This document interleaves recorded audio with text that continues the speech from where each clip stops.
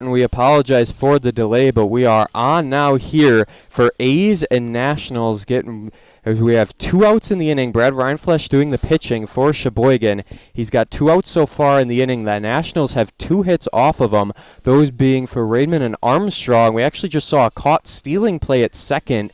It was a double steal, and we have a runner on third base. West Allis with a runner on third, and right now batting is their cleanup hitter, 00 Jacob Kaiser. We'll read off the list of their lineup real quick. Following him is Quentin Morris, Alex Elliott, Daryl Jackson, Peter Torelli, and Tristan Ellis. Looking at the defense for Sheboygan, Reinflesch doing the pitching. We just saw him get that save on Tuesday night in the Green Bay appearance. Sage Stelmach is catching for Reinflesch. Jurgensen at first, Christ at second, Steld at third. At shortstop is Bennett Becker, and then Walker, Kim, and Andreas left to right in the outfield as the count goes 2-0 right off the gate here. Yeah, getting in a little bit late on the broadcast being turned on. Our viewership missed the really fine play by Bennett Becker deep in the hole at short and throwing the leadoff hitter Jonah Meidel out at first for the first out.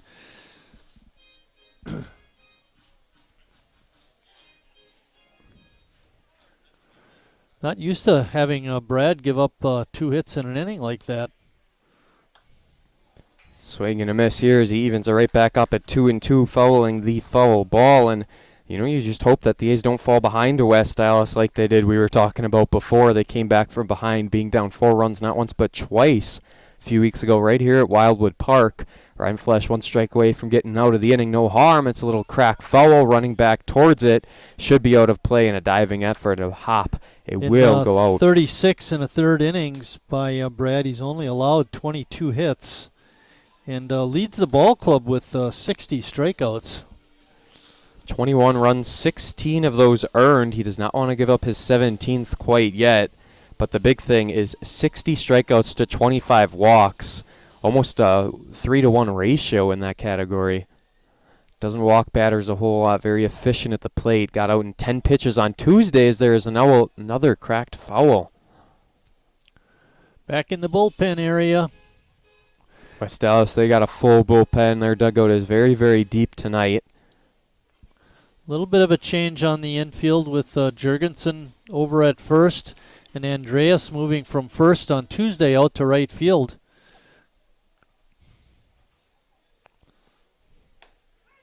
Got him.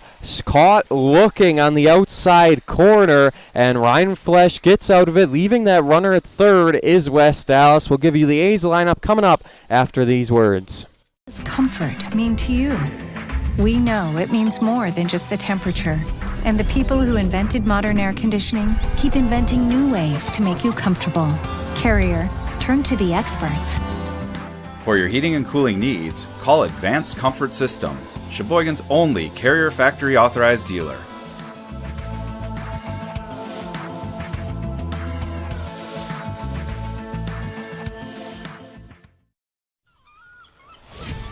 When a Bud Light legend comes back, they do it carrying a squeaky beach chair, an inflatable dolphin, and a cooler full of perfectly chilled Bud Lights on hot sand, wearing only one flip-flop.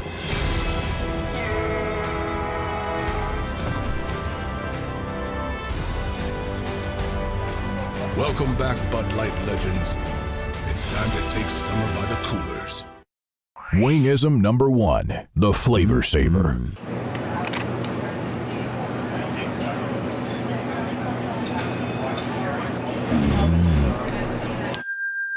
Legend Larry's, the definition of flavor.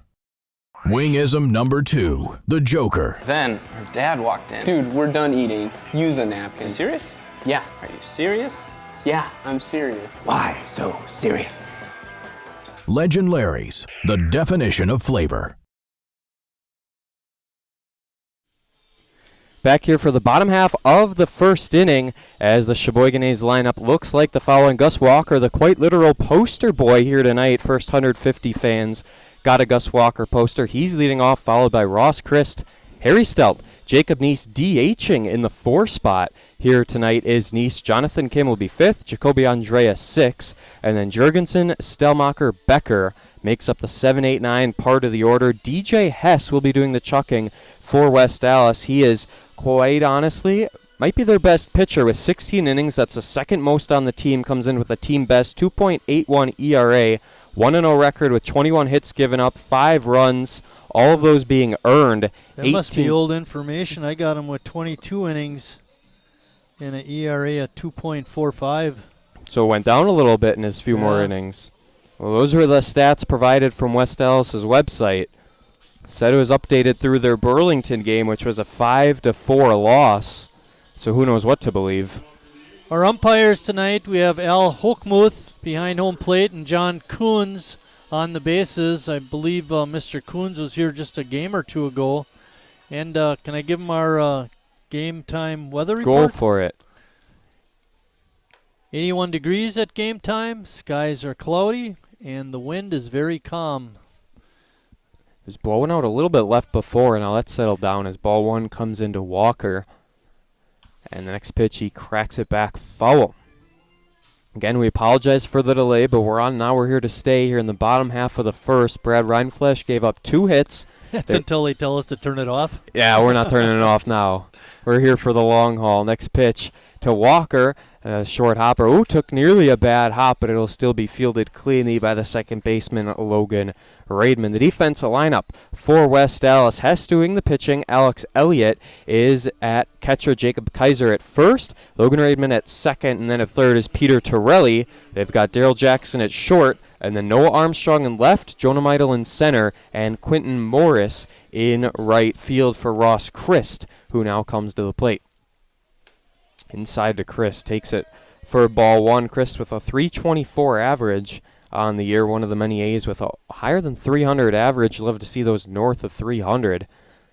See how long they can keep it that way, riding this 12-game win streak, as that one's going to be hit foul, should be playable, and it is actually caught by the shortstop. That's going to be number 2, coming all the way around in Daryl Jackson. Quick 2 outs against the A's. The third baseman was over there ready to make the play, but he got over there so quick he overran the ball. He definitely overran it. The shortstop Jackson was over there also showing good speed, and he lined himself perfectly to make the catch. Following the win on Tuesday night, the A's jumped ahead of Green Bay. They're now 8-8. The A's are back to 500 in State League action. Green Bay falls to 8-10 in the Nationals. They're sitting at third right now, 10-6. But the big key for West Allis is they have the 2 in Lombard's 10-2 record. West Allis beat Lombard 4-3 and 4-2 in a doubleheader back on the 18th. On July 5th, that's next Tuesday, we have our Sheboygan County Baseball Association picnic here, and that night the game is against Green Bay again. Yes, it is. Another Tuesday night game coming up.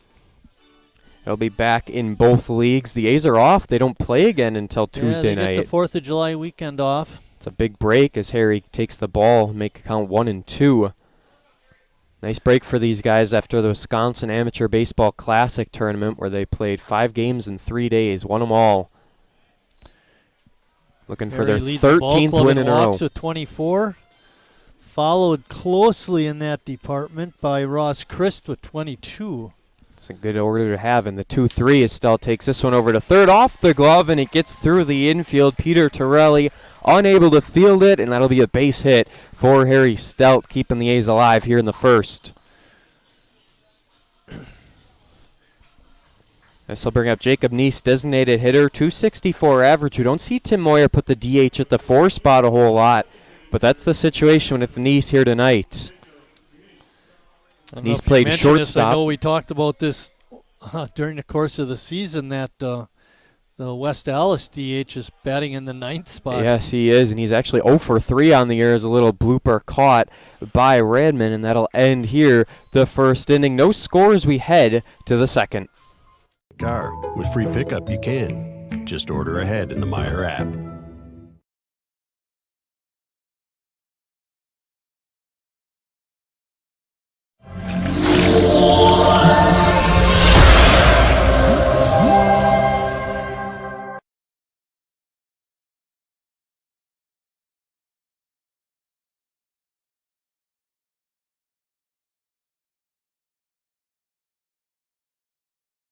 These spells the great taste of Sheboygan. What does it take to stay in business for 75 years? It's not only featuring USDA choice beef. It's not caring about every single one of our 30 varieties of bratwurst. Nope. After being family-owned for 3 generations, we've learned it's about you. At Miesfeld's Market, we give back to the community, and our customers always come first. Since 1941, we've been feeding our neighbors, so come by and see what we've got today.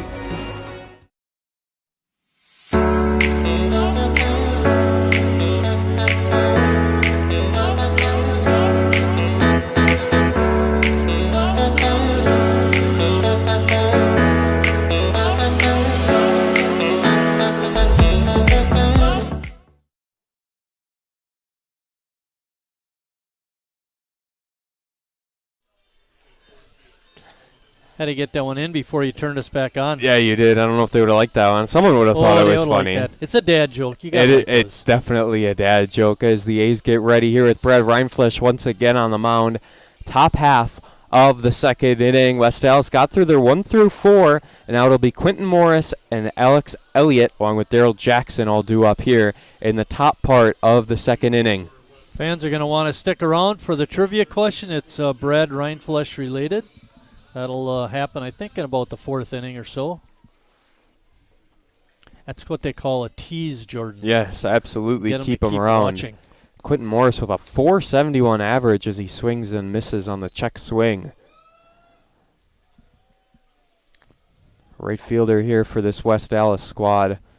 They're coming in on a full loss, so it's a wave of 2 worlds as the A's have won 12 straight. West Allis lost to Burlington. They led 4-1 in that game and then ended up losing 5-4 in extras. That went 10 innings. What I find surprising is, we had that real exciting game against West Allis that we won 9-8, coming from behind twice.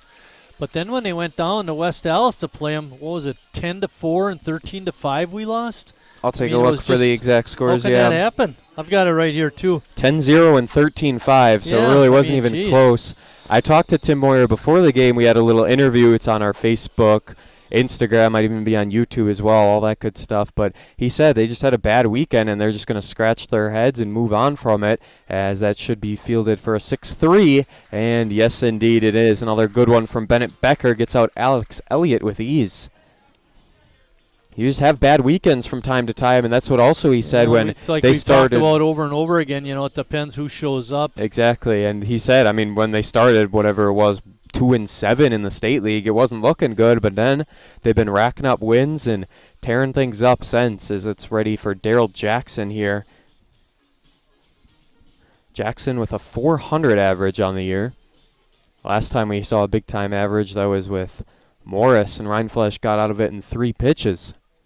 Swinging a little bit of a foul tick there. Reinflesch very efficient here in the second inning. A little rocky to start. Gave up those 2 hits, a double steal. Caught stealing at second base. They had the runner at third and Raidman, but left him stranded. Good fastball by Reinflesch. He's throwing hard tonight. One thing you like about Brad is he is a pretty quick worker also. Keeps the game moving along. Certainly something you love to see is here's the 0-2. Wasted it outside. Not sure that he wanted to or not, but just missed enough. It'll be Peter Torelli in the on-deck circle, third baseman who couldn't field Harry Steltz's base hit cleanly. Yeah, that one was hit pretty hard. And took a bit of a bounce on him, too. Was on his glove side as there's a breaking pitch. Another one to Bennett Becker, usually a pinch runner, but a great shortstop here today as it's a 1-2-3 top half of the second, bottom half coming your way. January, February, into March and April, same way through. Every single second, every minute, every hour, all the whole year through. It is intense right here. Monday, Tuesday, Wednesday, Thursday, Friday, Saturday, Sunday, Monday, Tuesday, Wednesday, Thursday, Friday, Saturday, and Sunday. That's a lot of lemons. Well, you know what they say when life gives you lemons. We know the saying, Mark. New Bud Light Seltzer Lemonade, packed with lemonade flavor after a lemon of a year. Wingism number 3, the Peter Heater. Oh, so hot. Oh, so hot! Legend Larry's, the definition of flavor. Wingism number 4, tea time. What are you, having tea with the queen?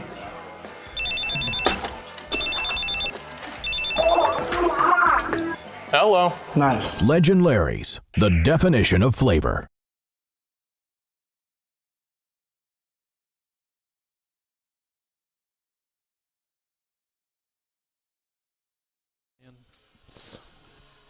Bottom half of the second inning as the Sheboygan A's look to get on board and take an early lead in this game. A lot easier said than done against the West Allis Nationals, but far from impossible as it's Kim Andreas and Jurgensen getting ready to hit here in the second inning. One interesting little bit of stat is Sheboygan A's, they have 77 runs scored in state league action, so that's 77 runs in 16 games.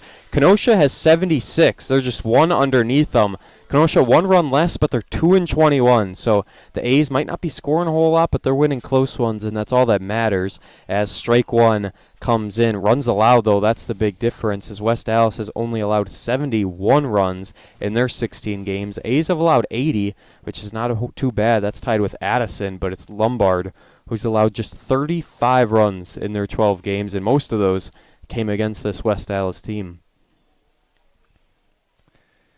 Lombard. That's a quick worker too, Jordan. He gets up there. Base hit there for Jonathan Kim. Maybe a little too quick for his own good, as that's the second hit. Lombard and Addison, they're playing here tonight. Lombard 10-2, Addison 8-6. A win for Sheboygan will boost them over Addison in the state league standings, but that's at 8 o'clock first pitch over in Addison. It's a good at bat for Kim, getting that base hit the other night. He was only 1 for 5 in that win against Green Bay.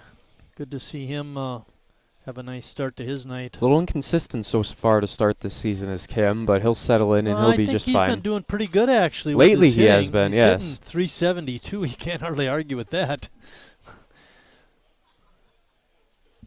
What's hard is to get 2 hits every game.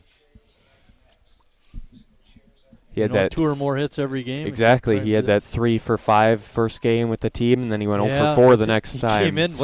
He came in hitting 600, and we said he was 1 for 2, and his average went down. It went way down. Swing and a miss on an outside pitch there to Jacoby. Holding up Kim at first for now. Just don't spill it, Mike. Yeah, don't spill the Coke. I'm not writing you another one. On the 0-2 to Andreas. Got him. Swing and a miss. A high outside pitch. Kim will stay put at first for the time being, as that brings up Jimmy Jurgensen, repping a .276 average with the squad. Had a very nice weekend in the WABC Invitational. On the season, he has 3 home runs, 4 doubles. He does have a triple, too. 2 of those 3 home runs are in the past weekend. One of them was a walk-off. And then one boosted the A's over Kewaskum in the championship. Outside pitch called for a strike.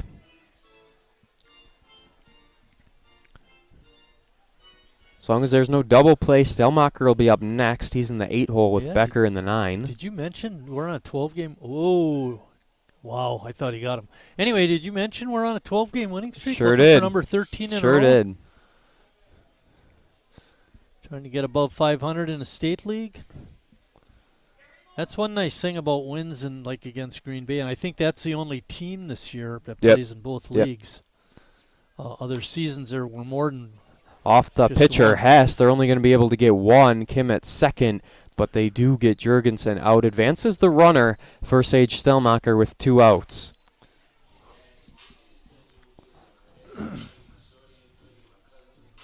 Sage Stelmacher, the catcher, 192 average, doesn't appear in a whole lot of games. He's appeared in 9, so this will be his 10th game on the season with the A's. It's interesting that they've really been going with the 3 catcher route. Schnell, Norbecki, the others. Takes strike 1 in there, good pitch. Who is it? Schnell and Steger, Stelmacher, and Lorbecki. Lorbecki, There's Schnell. a 4th guy? Schnell. That's right, Justin Schnell. So I guess it is 4. Yeah, 4. Wow. Oh boy. It's not later July. That's when TJ shows up. Later July. That's when he comes in and has an impact. Talking about TJ Roberts. Fouled it back, guy, goes behind 1-2. Big guy, big catcher. Burly up there, stoops down and quicker than a cat. I mean, he's really fast.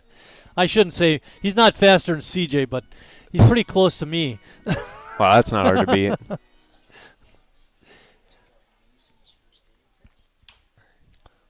Another foul, both to the right side, both to the first base and the West Allis dugout as it's a 1-2 count to Stellmacher.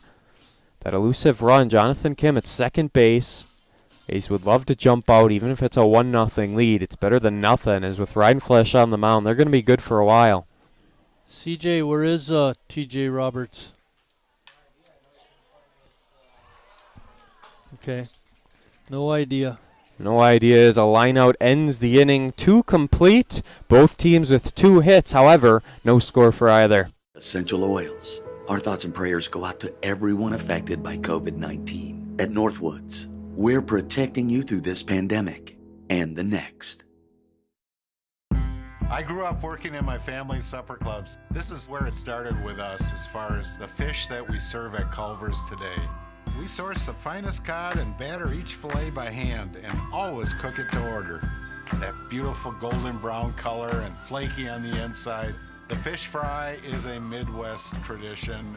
It's about families coming together. I love bringing this tradition to guests everywhere. Mom and Dad would be proud. Welcome to Delicious. Last year's financial year, Sometimes you need to get out. The great outdoors. Free pickup's easy. Just order ahead in the Meijer app.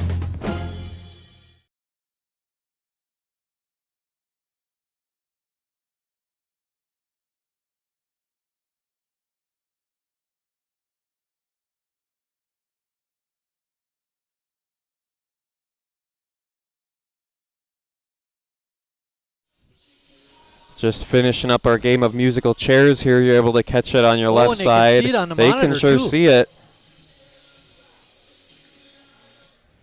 It's going to be a battle. Or not. Red shirt with the winner.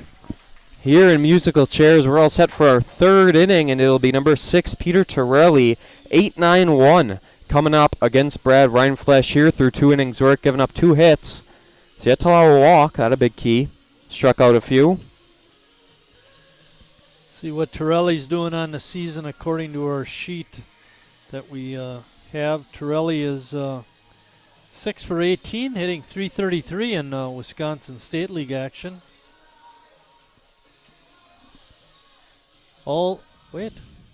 He's got 2 home runs. 2 home runs for Torelli, and they got him in the 8 hole. Yeah, holy cow.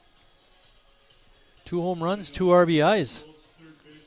West Allis, they come into this game 12-6. They've got 2 non-league games, but other than that, just 2 non-league games. The A's played 4 non-league games in the span of 2 days against the Rippers. The Manitowoc Bandits coming to town next week. Non-league game. I think that play ball tournament were all non-league. All of those were non-league as well. Played Appleton, non-league game. Manitowoc and Ashwaubenon there as it's a 1-1. That was a tough game for you, that Manitowoc game. Well, what can you do? Manitowoc, what can you do? Working here. The A's just killed Branch, the Bandits just killed Branch the other night, as they should. You like a double agent? It could be.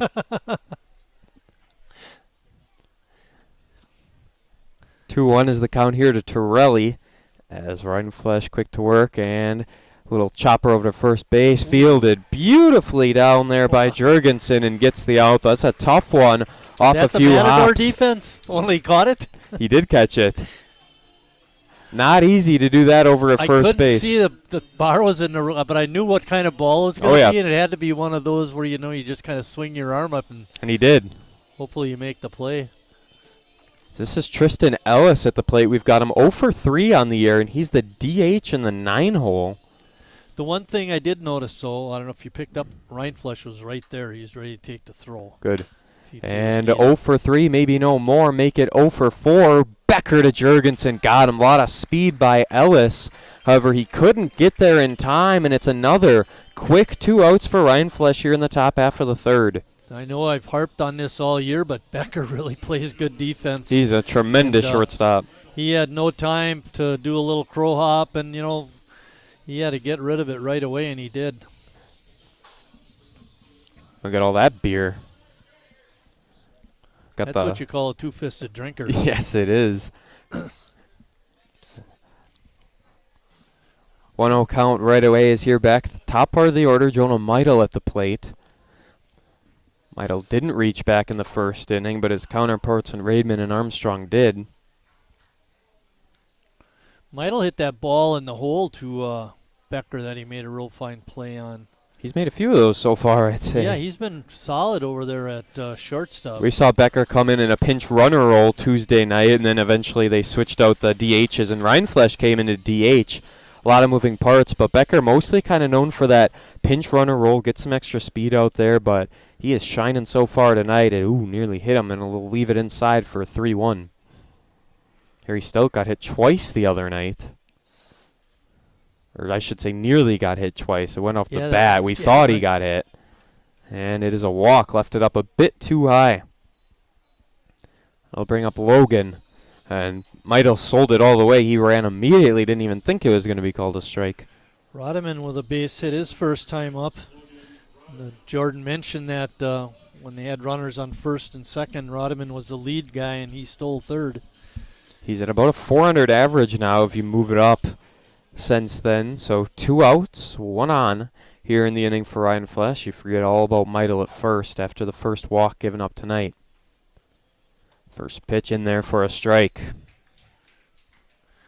One thing we've noticed about Brad with his pitching, he does, as we mentioned earlier, strike out a lot of players. But you think about, he's up to about 37 innings or so now. He still has walked now 26 batters. That's a lot. That is a lot for him. But it's a lot of strikeouts too, so one balances out the other. Exactly. His ERA now just a bit under 3 probably through these 2 innings now. It was at 4.04 before. I'm assuming it went down under south of the 4 mark. Yes. Well, we'll have to see. I'll figure that out when we're... Should be, I'd assume. Break. Yeah, 4.04 with 2 scoreless innings. Seeing as it's so low, and the next pitch is fouled back. No play on it as it's out into the bullpen area. Noah Armstrong patiently waiting if he can get on base with maybe a few runners on. Still just 2 hits given up by Ryan Flesch in the first 2 innings.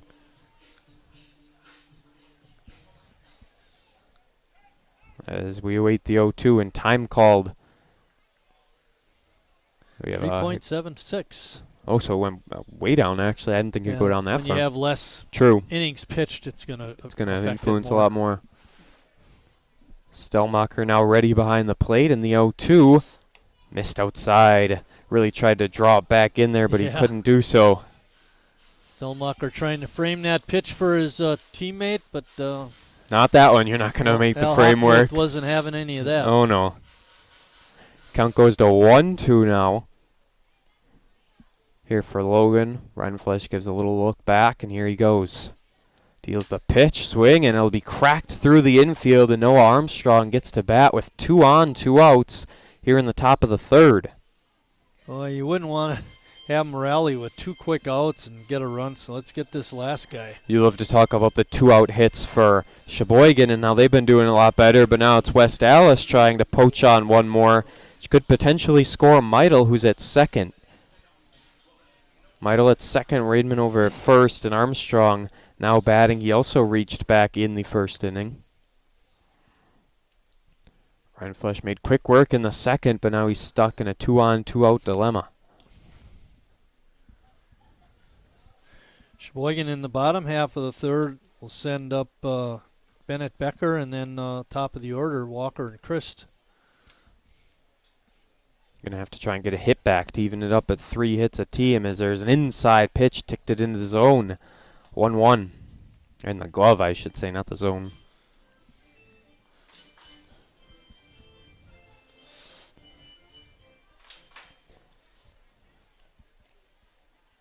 There's a breaking pitch fouled back. This is the fourth meeting of the two teams. I was going to say, he took a little bit off of that pitch. You know, he didn't have the same velocity that some of his other pitches have had to Armstrong. See if he comes back with something hard this time. These two teams will meet on July 14th right back here at Wildwood Park at their last meeting of the year. That'll be their fifth and final time seeing each other. His little sidearm technique evens it up at 2. He did. Definitely a different approach there. Hey, 2 balls, 2 strikes, 2 outs, man on second. Deuce is wild, huh? Here we go on the 2-2. Goes back to his form, and it's another breaking pitch fouled back, making it a battle at the plate is Armstrong. Only bad thing about this is the pitch count continues to rise for Rindfleisch, who was working through an effective third inning until the 2 outs came aboard. We will not have a number for pitch count. The iPad's down below today. Carlin taking care of that again tonight. And we can guess, but he does indeed swing, and that one is going to drop in left field. Off a few bounces, the run comes in to score. Gus Walker had no play on it at all, and a 2-out, 2-hit situation makes it a 1-0 lead for West Allis. That 2-3 with Logan and Noah, they are very, very effective. Yeah, it's interesting. Rodman and Armstrong have all 4 of the hits. They're doing well so far. It was a walk first to Meidel. It was a 3-1 count, and then left it high for the walk. And then the 2 base hits back-to-back. Scores the runner from second. And now runners are on first and second with 2 outs as a strike comes in. Now the ERA is back up over 4. Yeah. You know what I was thinking, too? If that ball takes a real true hop to our left fielder, Gus Walker, he might have a play at the plate, but as soon as it took that quirky bounce. There's another one back over to Walker. This took 2 hops. They're going to send the runner again, and Walker, another no play on it. It actually goes through the glove of Stelt, but it's a 2-run lead for West Allis. They have scored twice off 3 hits, all of which with 2 outs. Yeah, jeez. Oh, we don't expect this. Good news of the bunch, if there is any, is the runners are still just on first and second. It's not second and third. But both hits were in Gus Walker territory over to left field. They knew that he was the poster boy here tonight. They're giving him some flame as there's a foul ball back. Yeah, they're even pulling the ball. Yes, they are. That's the thing, too, is they're not swinging late. They're poking that ball out into left field. That was Jacob Kaiser who got the RBI. His first hit of the night is now Quentin Morris here at the plate. Kaiser with a disappointing at-bat in the first inning, but he made the most of it here in the third. Great pitch to make it 0-2. It's not like Rindfleisch hasn't had 2 strikes on guys either with 2 outs. He's been here before. Yeah, he's had a tough go of it these last couple of hitters, last 3 for that matter. See if you can close it out. Morris struck out his first time up.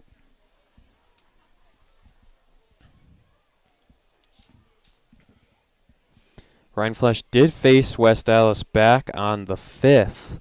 That was in the doubleheader. That was the 10-0 loss in 5 innings. As another foul back, that's when he and Becker walked 8 batters in 4 2/3. So it wasn't too good of a day for Rindfleisch. He's doing a lot better than that. But now he's just got to try and get out of the third. You know, as you see the teams more throughout the year and then you've pitched against them earlier in the year, they're going to start to figure you out a little bit earlier on in games. Thankfully for the A's, they should have a lot of depth tonight as there's a swing and a miss. The top of the third will end, but 2 runs come in to score, and it's a 2-0 lead, West Allis. We've been into this sappy, corny, mushy garbage. You know what? I'm going for it. You are completely and utterly Awesome. Great. I'm glad you showed up. in my life. I could never get through this world without you. You are really close to my Heart! I think I'm about to cry. You better not. Every single time I... Get down, get down! There you are. You always have... My back, my back. I'm so glad you're alive. It's like all these tiny little thing. Yes, things. Are serious and kind of important. You gotta hold it like a baby bird. And please be quiet. Listen. You hear that? That's a little something I like to call friendship.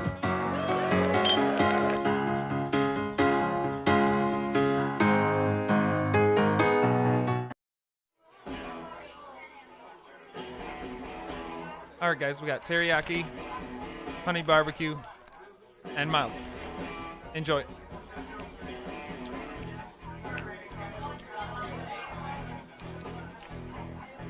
All right, DOA wings, hottest on the menu. You got a problem?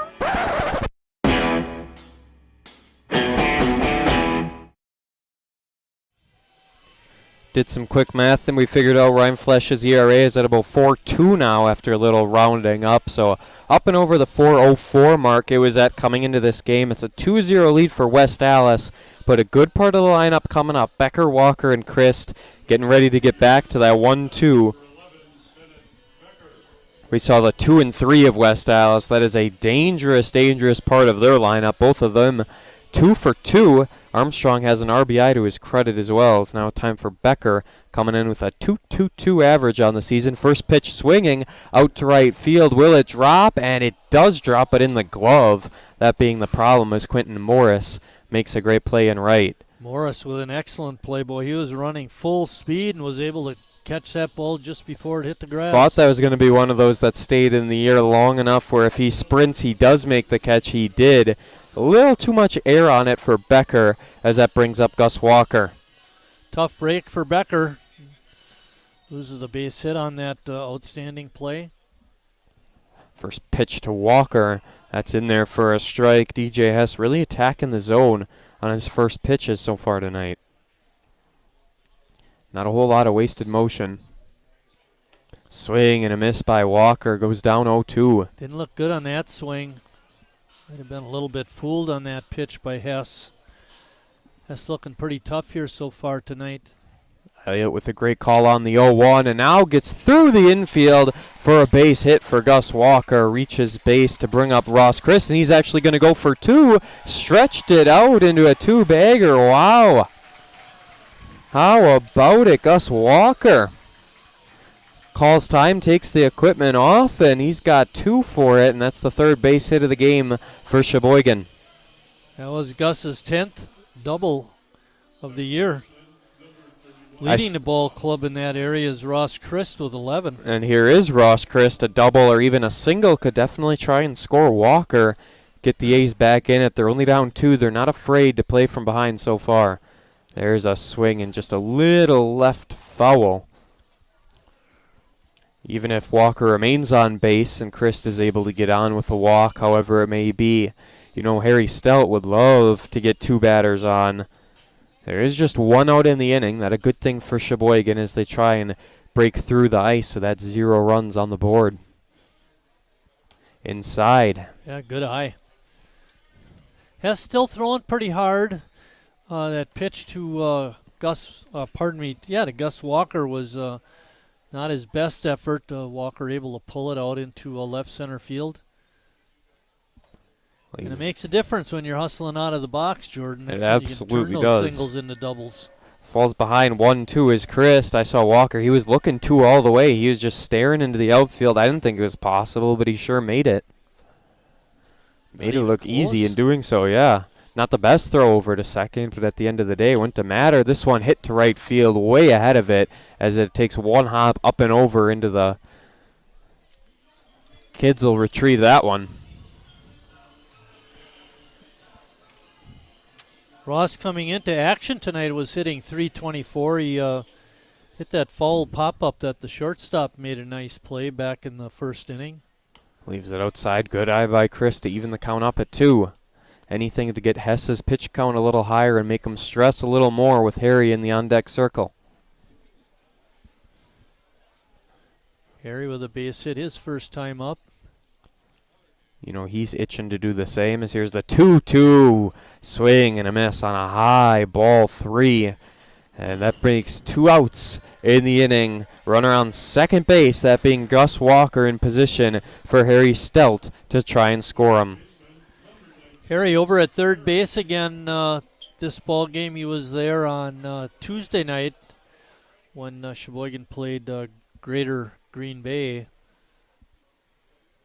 He's got Harry's 3 spots are first, third, and DH. That's about it as a strike comes into this May of the A's faithful. Harry with 26 RBIs on the year leads the team. 2 players are tied with 21 in second. But Harry Stelt leads the club in RBIs, home runs, and big, high, towering foul ball falls behind 0-2. Kenny Nazy over at first base picks up that foul ball that hit off the screen. Went about as high up off the net as you could possibly go. Here we go, 0-2 to Harry Stelt. Gus Walker at second base. A's have had a problem with leaving runners on so far this year, and Harry gets this one right in the glove of the second baseman, Logan Raidman, and that'll do it here in the third inning. Ryan Flesch gives up 2. The A's have no answers so far as we head to the fourth. What does comfort mean to you? We know it means more than just the temperature. And the people who invented modern air conditioning keep inventing new ways to make you comfortable. Carrier, turn to the experts. For your heating and cooling needs, call Advanced Comfort Systems, Sheboygan's only Carrier factory authorized dealer.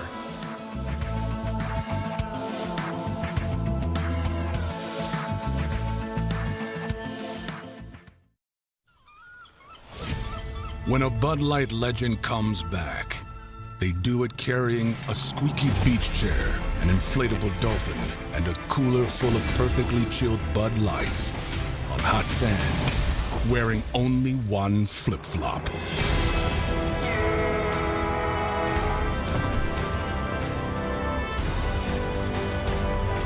Welcome back, Bud Light legends. It's time to take summer by the coolers. Wingism number 1, the Flavor Saver.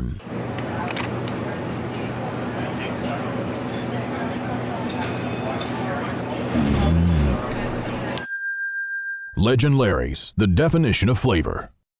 Wingism number 2, the Joker. Then her dad walked in. Dude, we're done eating. Use a napkin. You serious?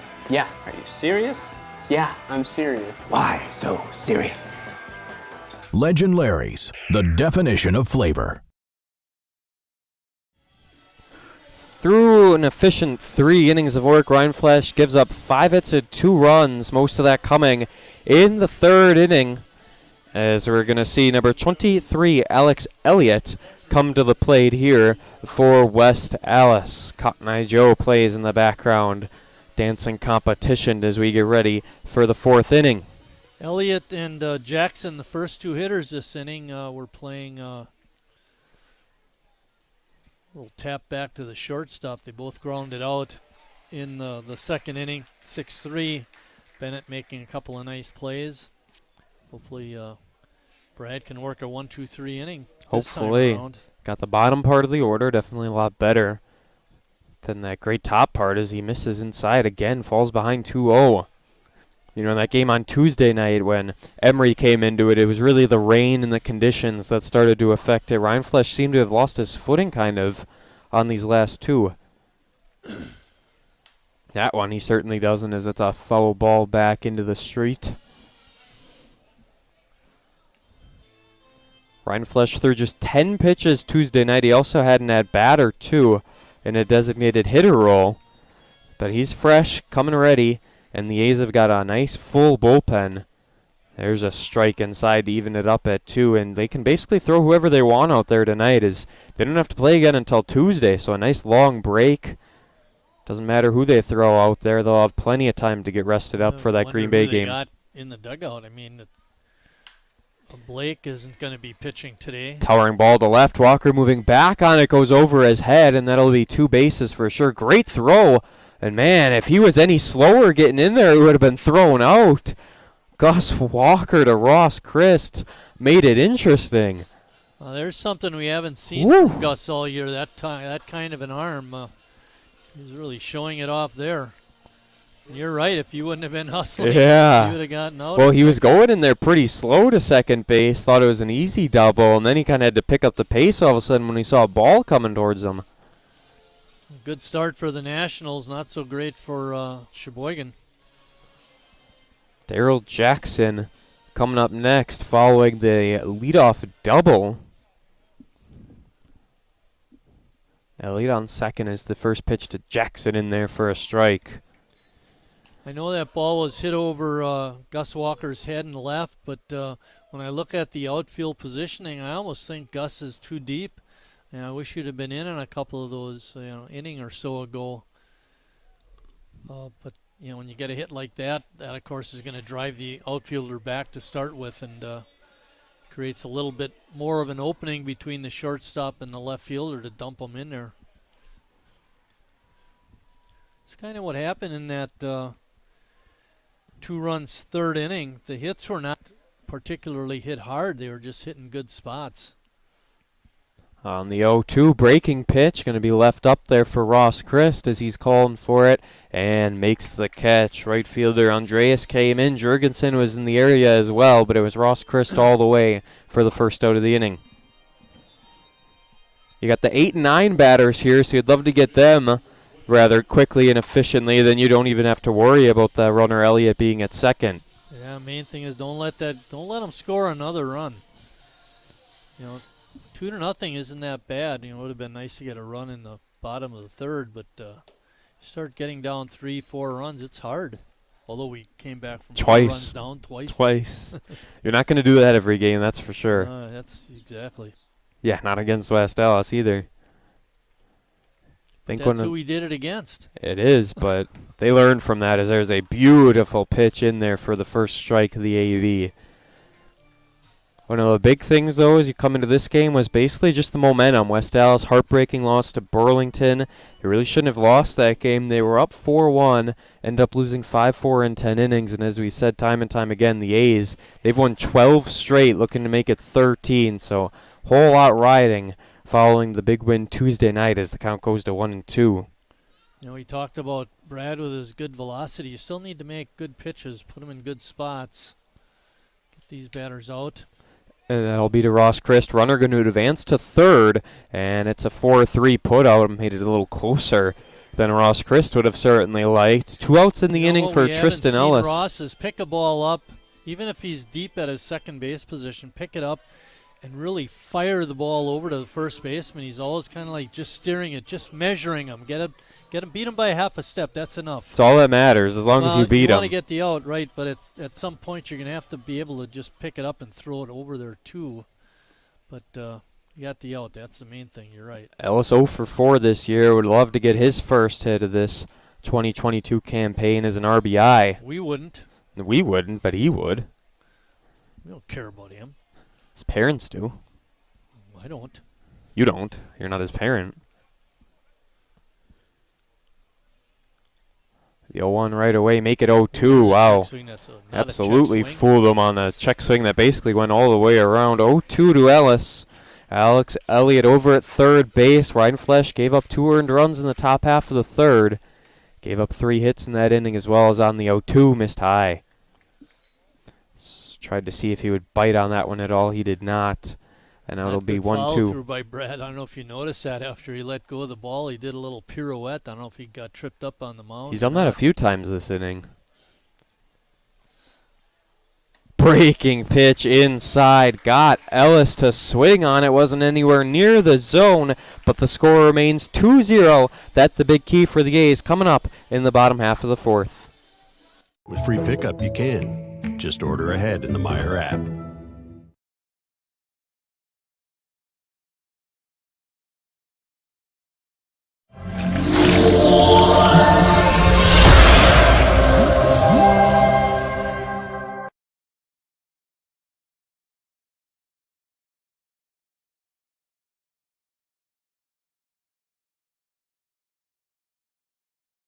Me spells the great taste of Sheboygan. What does it take to stay in business for 75 years? It's not only featuring USDA choice beef. It's not caring about every single one of our 30 varieties of bratwurst. Nope. After being family-owned for 3 generations, we've learned it's about you. At Miesfeld's Market, we give back to the community, and our customers always come first. Since 1941, we've been feeding our neighbors, so come by and see what we've got today.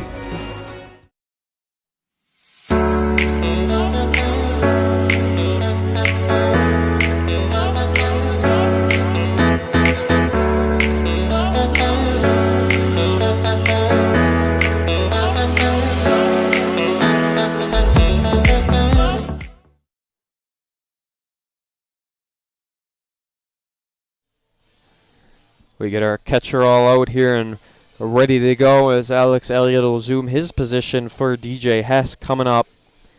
In the bottom half of the 4th inning, due up is Nice, the Northwoods cleanup hitter, Kim, and Andreas. That'll be the lineup here in the bottom half of the 4th inning. A's find themselves down 2-0. They have 3 hits to show for tonight, but West Allis has 6. That a big key so far. It's not a whole lot of teams getting 6 hits off Brad Reinflesch through just 3 innings.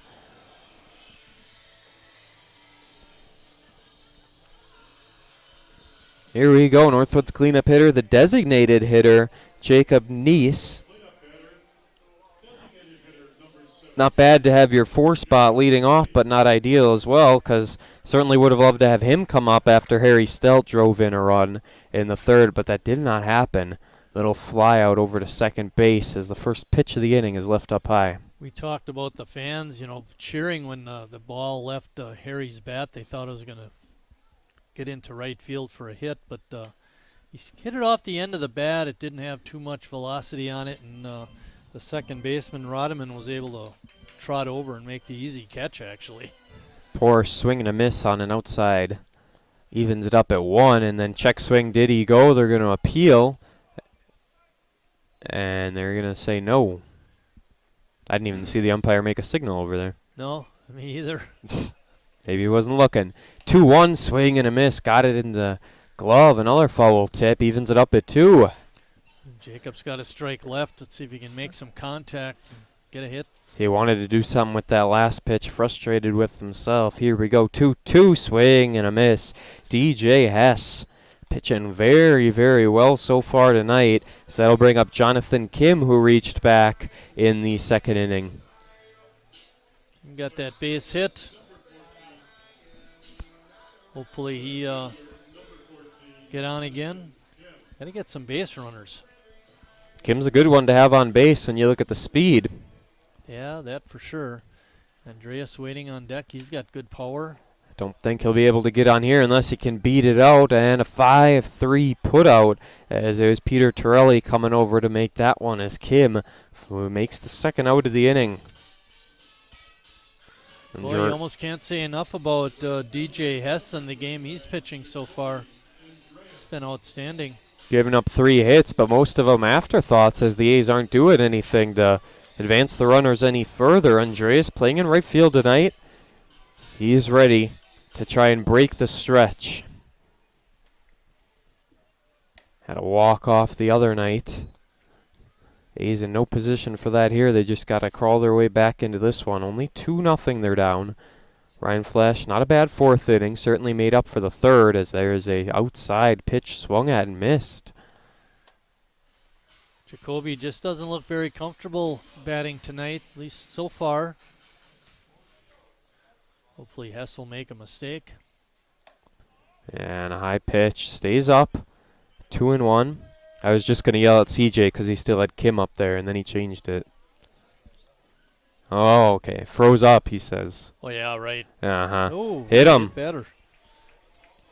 Andreas will go over to first, and Jurgensen will come up as the A's have a 2-out base runner. Just looking behind us here at some of the fans gather to wonder if that guy will try and catch a foul ball in his cup. Those are the 2 big guys. They get the ball and keep them. They don't get their dollar coupon from the concession stand. I want to see him catch it in his cup. It's possible. I'd probably break the cup. Come on, Jimmy. Show them where you live. First pitch hit him. Back-to-back hit batters on 2 consecutive pitches.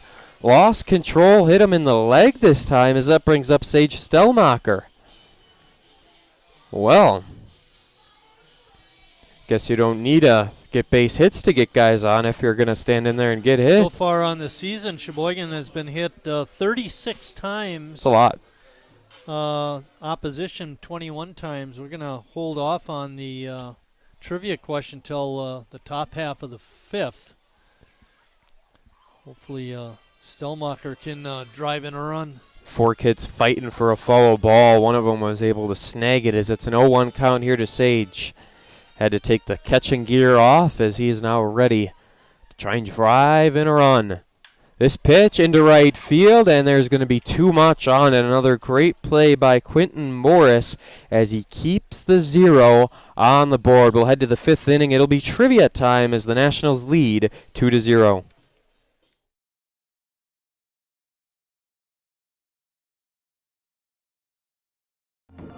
January, February, into March and April, same way through. Every single second, every minute, every hour, all the whole year through. It is intense right here. Monday, Tuesday, Wednesday, Thursday, Friday, Saturday, Sunday, Monday, Tuesday, Wednesday, Thursday, Friday, Saturday, and Sunday. That's a lot of lemons. Well, you know what they say when life gives you lemons. We know the saying, Mark. New Bud Light Seltzer Lemonade, packed with lemonade flavor after a lemon of a year. Wingism number 3, the Peter Heater. Oh, so hot. Oh, so hot! Legend Larry's, the definition of flavor. Wingism number 4, Tea Time. What are you, having tea with the Queen?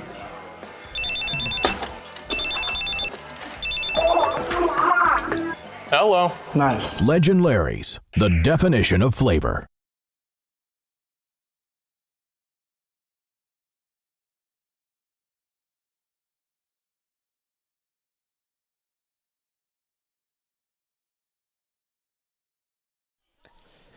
No surprise at all. Brad Reinflesch still on the bump here in the 5th inning. Trivia time. Let's get it. All right, Brad Reinflesch. How many wins and saves did Brad have last year? Two-parter. We'll qualify this a little bit. If you can get one above or one below, we'll give you. You don't have to nail it right on. No, I want him to nail it. How many wins and how many saves did he have last season? Two-part question. Answer later in the half inning. Yes, we will get to it eventually. Wins and saves for Reinflesch. We can tell you this year. What is his record this year? I didn't even write it down. But Reinflesch coming into this game with a 4-2 record with 2 saves. So he started 6 games. He's got a decision in every single one of them. 4 of the 6 games he started in were complete games. Yeah, wow. So, I mean, some of them are like 7 innings or even like a 5-inning one thrown in there, but still. Yeah, that's okay.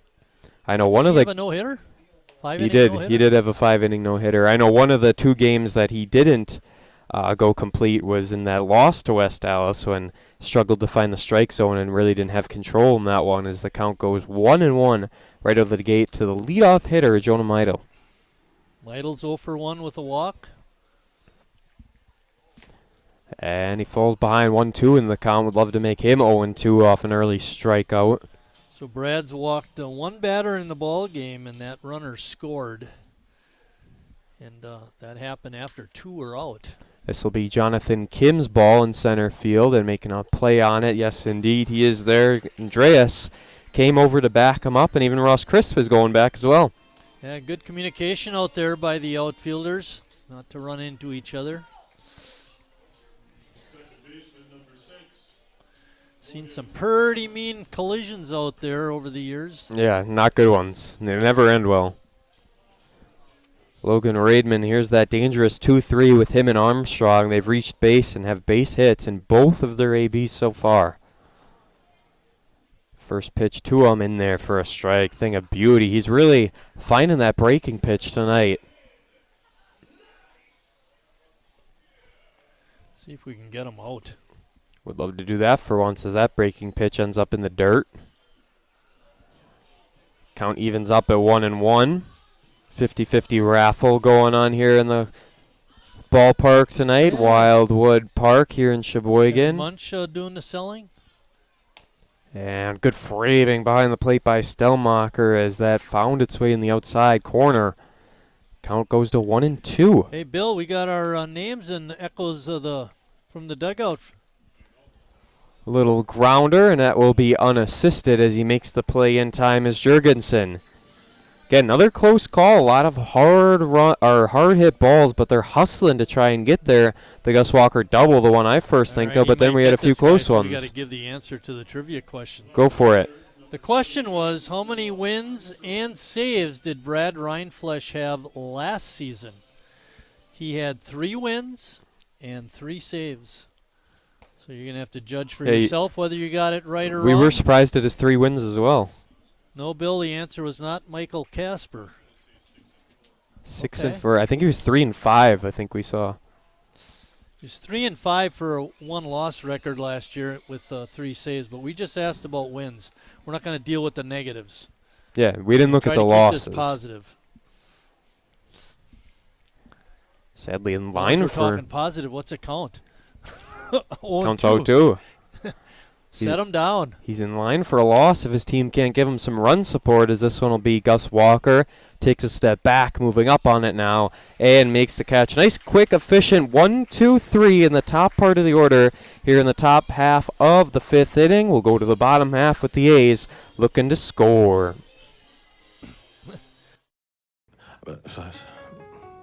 I've never really been into this sappy, corny, mushy garbage. You know what? I'm going for it. You are completely and utterly Awesome. Great. I'm glad you showed up. in my life. I could never get through this world without you. You are really close to my... Heart! I think I'm about to cry. You better not. Every single time I... Get down, get down! There you are. You always have... My back, my back. I'm so glad you're alive. It's like all these tiny little things... Yes, things. ...are serious and kind of important. You gotta hold it like a baby bird. And please be quiet. Listen. You hear that? That's a little something I like to call friendship.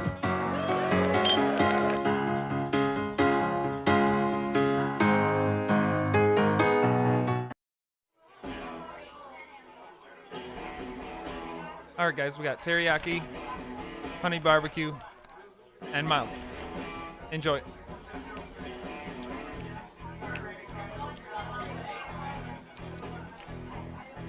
All right, DOA wings, hottest on the menu. You got a problem?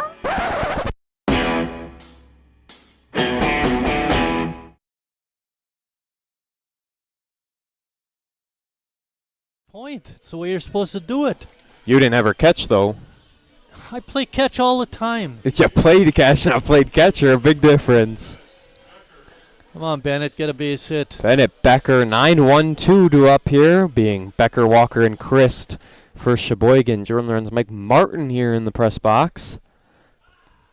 Bennett robbed of a base hit his first time up. Morris out in right field made an outstanding running catch. Just had a little too much on it as he tried to go oppo, and the count will be 1-1. DJ Hess, he's in line for fantastic outing. He doesn't seem winded at all. We don't expect to see him out of the ball game anytime soon. He hasn't walked anyone, but he did hit a couple of batters last half inning. 2 pitches, 2 hit by pitch. Does have 3 strikeouts. Sheboygan's having trouble measuring him. I mean, he's deceptive tonight, and they're just not. Swing and a miss. That was a good pitch, but I was going to say they're swinging at a lot of outside pitches. Not a whole lot of inside, but the outside seems to be getting them so far. As that is a quick out, but it brings up the top of the lineup with Gus Walker. Walker, his last time up, doubled. Incredible. It was a hustle double. The outfielder would have been heads up. He'd have got it in quicker and held him to a single, but Kind of nonchalanted it, and Yeah, Walker took advantage. Certainly didn't expect to do Walker what he did. That pitch close, but dropped, and they're going to go with the ball. We mentioned about Hess at the beginning of the game. He's got a real fine ERA on the season, and he's doing what he normally does, shut the other team down.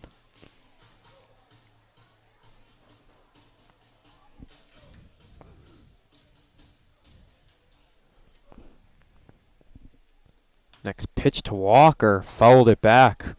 He's a little late on this one, but it was also outside. Count goes to 1-2. Bryce Spalding, he is the go-to guy for West Allis. He pitched on Tuesday along with Andrew Jack, who's arguably their third best pitcher. So seems like the A's are getting that second guy in DJ Hess, but he is pitching beautifully so far. We'll see what kind of bullpen the Nationals have. If they even need to use it, who knows with the way this is going. Yeah, really. Inside makes it 2-2. As the next pitch deals and a swing, and it'll be right back to DJ. Into his glove and over to his first baseman. A 1-3 from Hess to Kaiser. Well, if that gets by him, I think Walker's got himself a base hit. For sure, but now it'll bring up Ross Christ with 2 outs. A's last hit in the game was that double by Gus Walker. They're sitting at just 3 hits so far tonight through 4 2/3. Hey, you know what? Nationals did it with 2 outs. Let's see if Sheboygan can do it with 2 outs. They would certainly love to get anything going they can. They're down 2-0. 1 out away from 5 innings complete in this ball game. It's 2-0. We still got plenty of opportunities. 6, 7, 8, and 9. There's a shot to right field. Sounded good off the bat. Will it be gone off the scoreboard? Yes, indeed. A home run for Ross Christ. We talked about it not being too late. Talked about getting the A's back in it. And a Ross Christ home run puts the A's down 2-1. That's the 4th home run of the year for Ross Christ.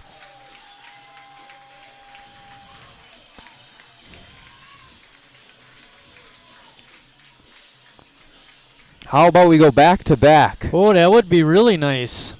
A's haven't done that yet this year, I don't think. Harry's motivated now. Oh, yeah, get him a little fired up.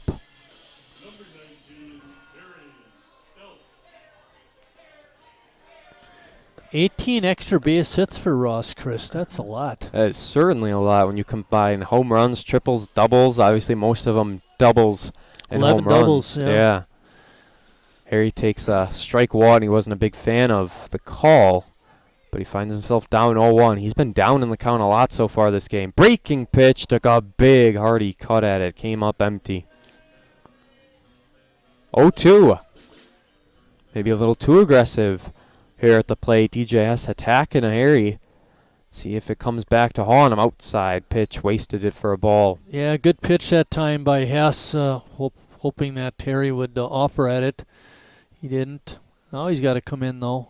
You don't see Harry striking out on bad pitches a whole lot. Ooh, just barely missed. Wow. The thing is, when they're that close, you know, you're putting all your faith in the umpire, and oh, that's yeah. always a good thing. 2-2 to Harry. Breaking pitch, tacked it into right field, and that'll drop back foul. A little bit late on it as he fought that pitch off. Like to get one inside, something that he could pull. See what he can do on the 2-2. Left it down low. Harry going to try and fight back from an 0-2 as the count now goes full. That's smart pitching by Hess, too, to keep the ball away from Harry's power. Let's see where he goes on this 3-2 pitch. Every team knows about it. This is 12th year with the A's. Whether you're new on the team or not, someone knows about Harry Stout and walked him. Harry fell behind 0-2, turns it around into a walk, something he does very, very well. And now it's time for Jacob Neese. Jacob has not looked real good at the bat, but I'll tell you, he's the kind of player, kind of hitter, that you make a mistake to him, he can turn it around, and all of a sudden Sheboygan's up 3-2. He's Got that long ball potential. I feel like we constantly go back to him in that play ball tournament. 2 home runs, 7 RBIs, where here is the MVP. We haven't seen that Nice since. See if he can get a second wind here later in the season. Only about a month left of baseball, but a lot of baseball yet to come. Swing and a miss on a high heater. You mentioned about those 2 homers in the play ball tournament to start the season. He's still sitting with 2. Oh, there's only ones. And that was in the span of 2 days. CJ thinks he has 3 as that hit gets into right field. Harry goes from first to third. And that will be a double. Runners on second and third for Jonathan Kim. Good piece of hitting by Jacob Neese, going with that outside pitch and driving it down the right field line. And kudos to Morris out in right for making a fine play and getting it in quickly, not allowing the runner Stelt to score from first. Jonathan Kim going to try and add. Oh, yeah, this is last year's stats.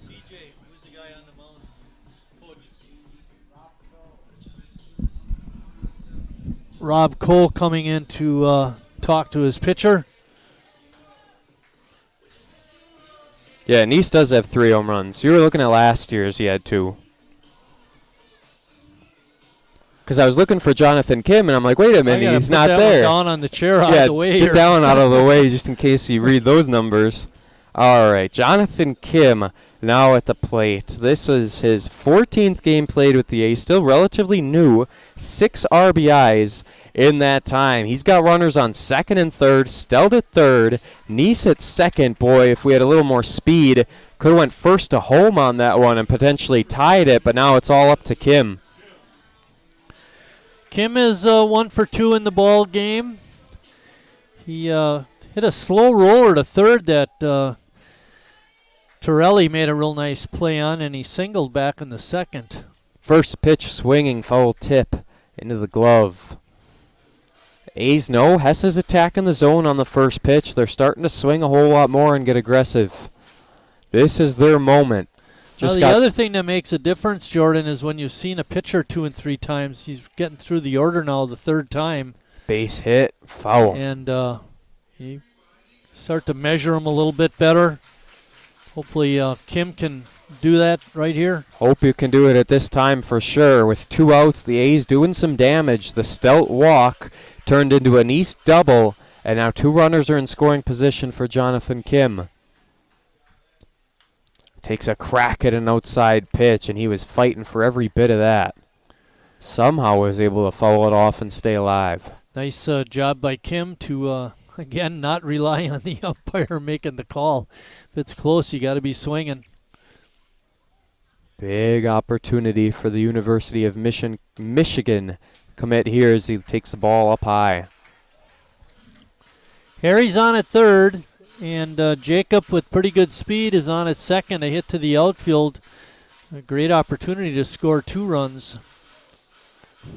Time called as we'll make Kim wait a little longer. All set to go on the 1-2.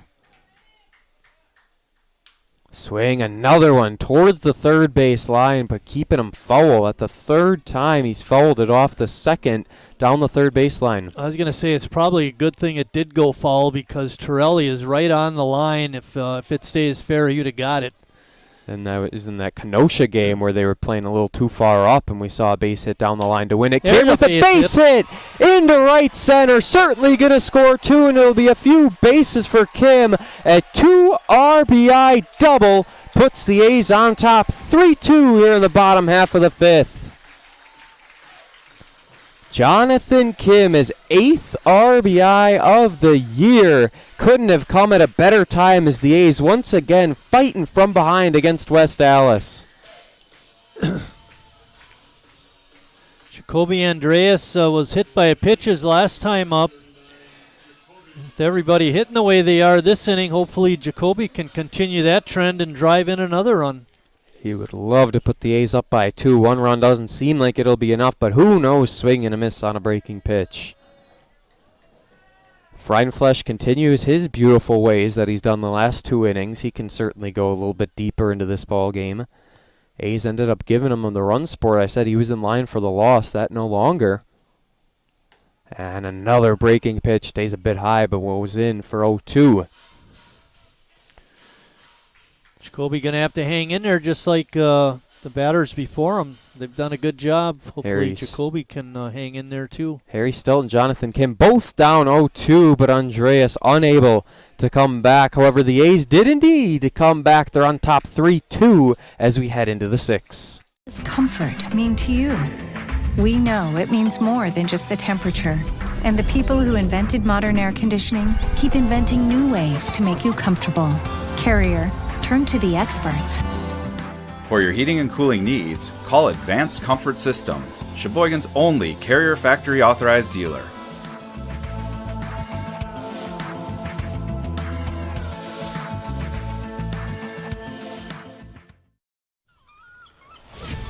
When a Bud Light legend comes back, they do it carrying a squeaky beach chair, an inflatable dolphin, and a cooler full of perfectly chilled Bud Light on hot sand, wearing only one flip-flop.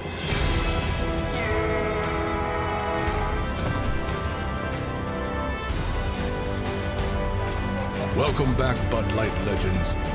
It's time to take summer by the coolers.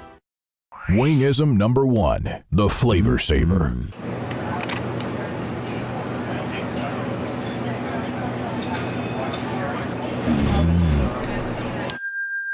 Legend Larry's, the definition of flavor. Wingism number 2, the Joker. Then her dad walked in. Dude, we're done eating. Use a napkin. Are you serious? Yeah. Are you serious? Yeah, I'm serious. Why so serious? Legend Larry's, the definition of flavor. We have a change in the outfield for the Sheboygan A's. Brady Zach Risen goes to outfield for Jacoby Andreas. Andreas just struck out to end the 5th inning, so it'll be Zach Risen out there in right. No other changes that we're made aware of so far. Ryan Flesch doing the pitching through 5. He's given up 6 hits, 2 runs. How many strikeouts does he have? 5? 1, 2, 3, 4. 4. Just 4. All right. Oh, Jacob Kaiser is up. He was one of the Nationals hitters that had base hits in the 3rd inning that drove in a run. Yes, he did. He had a poor first at bat, but changed around in the 2nd, and he takes first pitch just outside. Stelmacher couldn't quite get it in there. It's important to not let Nationals come back right away and score or take the lead. You know, you want to keep that momentum. That's the point of my comment. You know, don't let them get the momentum back. Is a 12-game win streak enough momentum for you? Well, let's not worry about the 12 that happened. We need to worry about this one. Get 12 more, as they always say. 2-1 count. Kaiser got fooled on a breaking pitch inside the pitch before that one. It's a whole new ball game and a 3-2 lead for Sheboygan. They didn't have to get it all at once, but they did as the count evens up at 2. If you look at left and right field, they seem to be a little deeper than our center fielder. It's hard to see, but Kim is not quite as deep as the other 2 guys. Just an interesting alignment. This one is hit back, and that'll be Bennett Becker. Harry Stelt coming in as well, and I think it's going to be Stelt making the catch. Yes, he does. Kind of different for him. Usually he makes that over at first base. He had a long way to go. He was way behind the bag. He was way back there, and he had to run up and grab it. Not a bad first out of the inning. I always remember Hall of Famer Gene Mand holds the record for seasons played with 25, but he played a lot of first base and played a lot of times alongside another A's Hall of Famer, Dave Gare, who was an excellent fielder and anything on the infield. Dave, you got it. He didn't like to catch those pop-ups. Let him have it. Yep. Number 15. Let's find that roster. Max Montgomery's up. All right. Arrows are down here. See how you do that is you wait for Bill to say the name, then we don't have to worry about it. It's smart, yeah. Especially when you don't know where you put the sheet.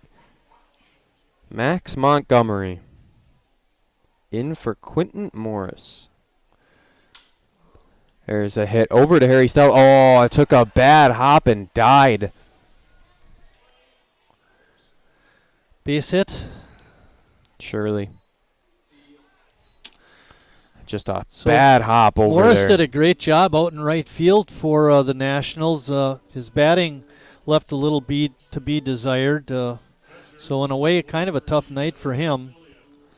1 on, 1 out here for Elliott after Montgomery able to reach base. Harry had his glove up, exactly where that ball was supposed to be, and then it just completely dropped down and went right under him into left field. Montgomery's batting average coming in was under 200. Under 200, all right. Got a base hit there. We didn't have time. We were looking for his name, and all of a sudden we hear his name, and then he's got a base hit. Throw back to first. Made it competitive, but he's safe. Did you ever find out that roster sheet? Yeah, it's right here. Okay. We'll move it up a little bit. Yeah, we can slide that there you go, in case we need it again. Here's what we ought to do. We ought to take a picture and post it on the internet. We could do what that. Our little area looks like during these games, all our information. It's kind of a mess, but it's not really. Yeah. Got these postcards for the old timers picnic sitting up here tonight. There you go. Don't lose them.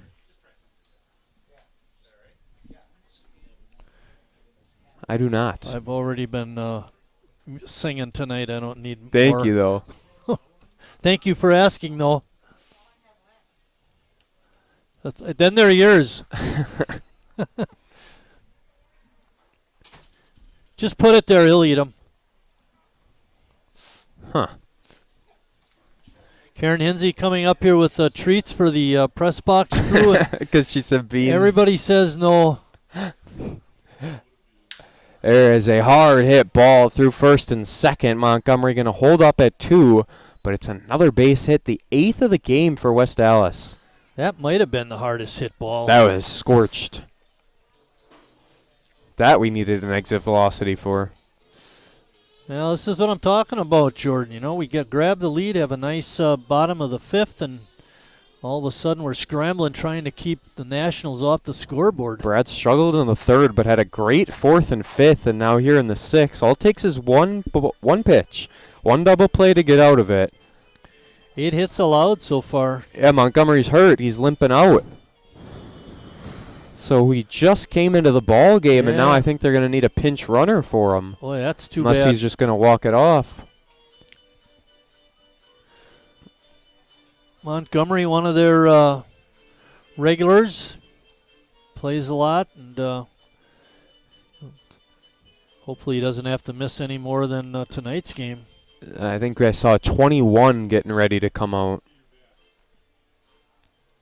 We'll see. Let's take a look. In a major league game, I think it was last night, Jordan, it was extra innings. And I don't know if you know this Alejandro Kirk. He's a catcher for Toronto. Yes. Goes about 5'8", 250. Yeah, 21. So he had a start at second base in this extra Brian inning. Huntzinger. And what they wanted to do was pinch run for him. Get a faster guy, obviously. Of course. Can't do it. You got to have that automatic runner. He's got to stay in there. Yep. That's how it so works. who's the guy that's in? Brian Huntzinger, number 21.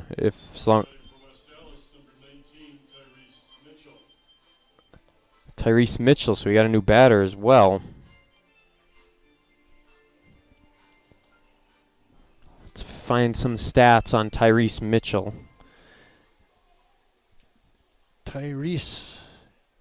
A lot of moving parts here in the top half of the 6.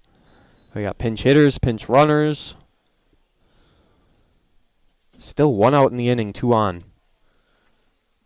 Teasing bunt. Oh, man. Perfect down the third baseline. Will it roll foul? Back It fair. does not. It stays fair. Base is juiced off a bunt single. Could not have been any closer to the line. Tyrese Mitchell came in hitting 304. And that average is going up.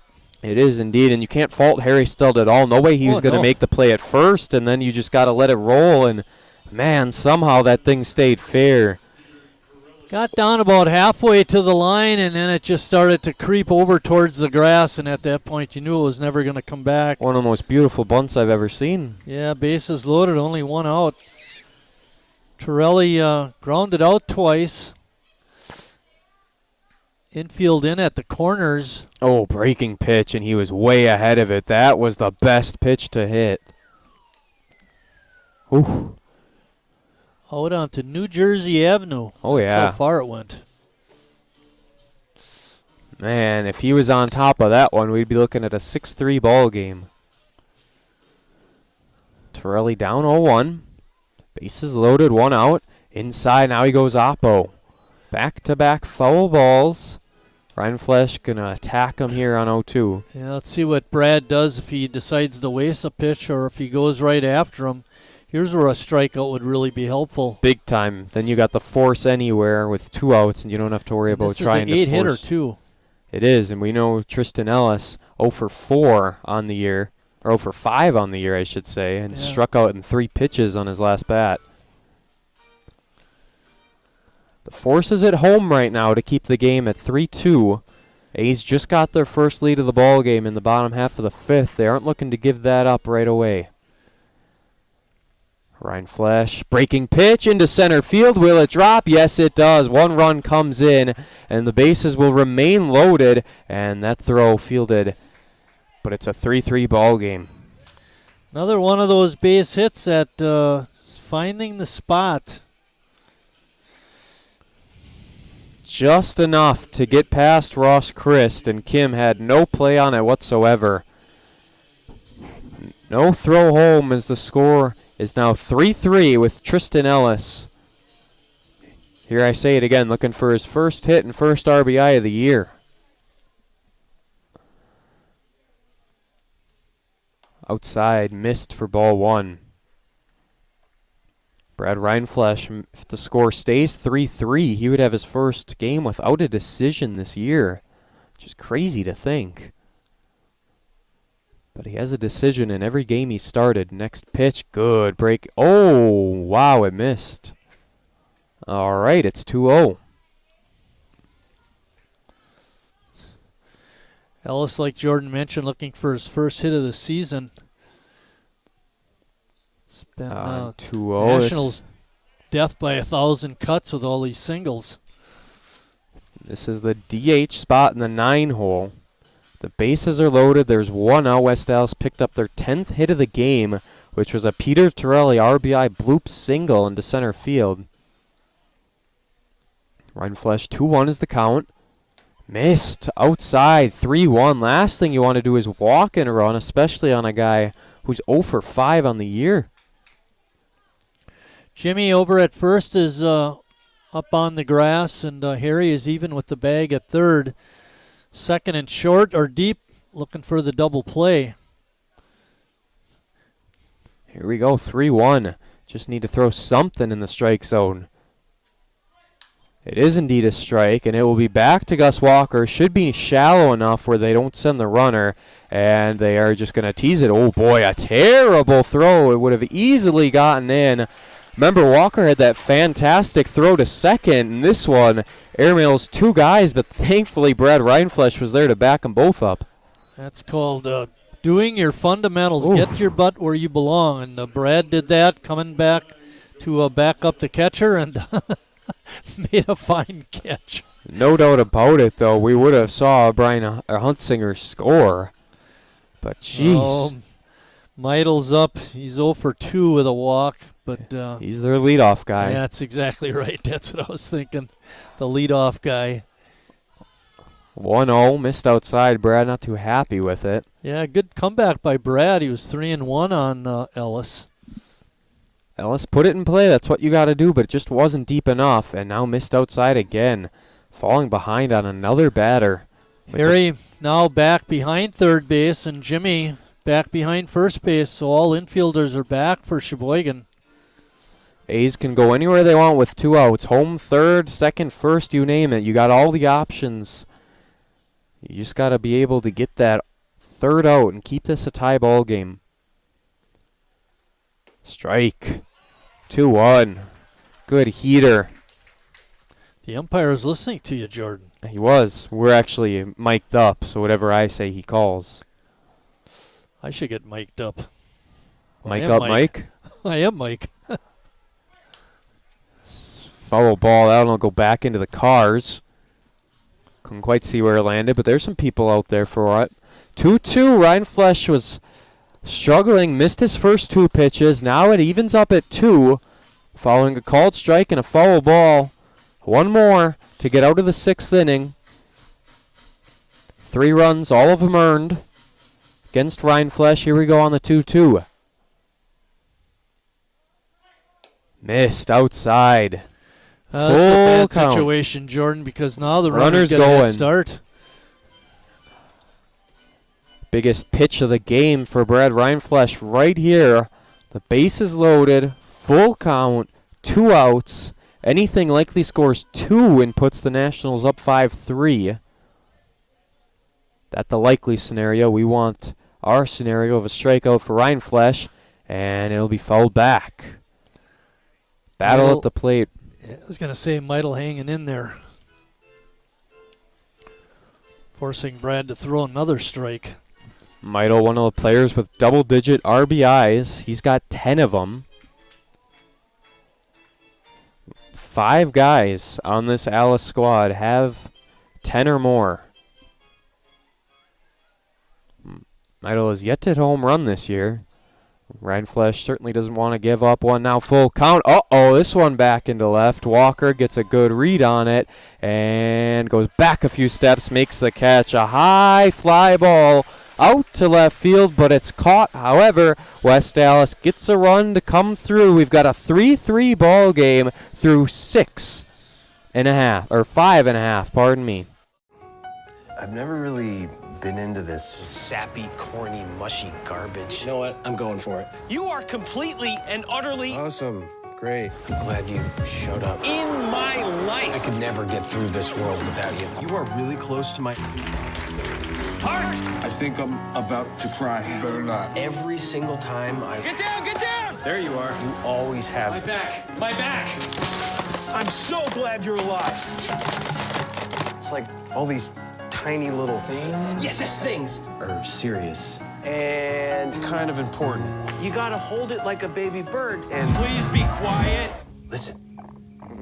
You hear that? That's a little something I like to call Friendship.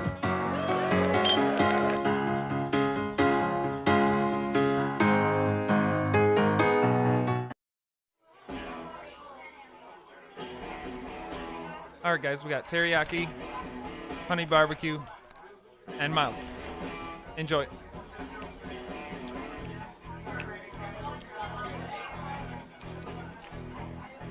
All right, DOA wings, hottest on the menu. You got a problem?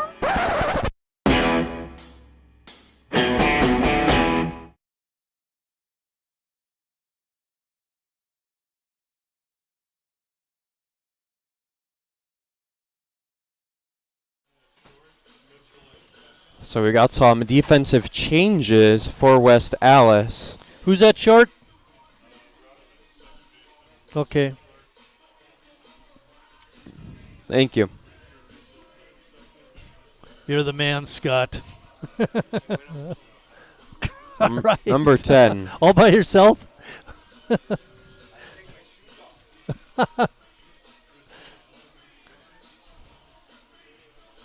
Oh, is that 16?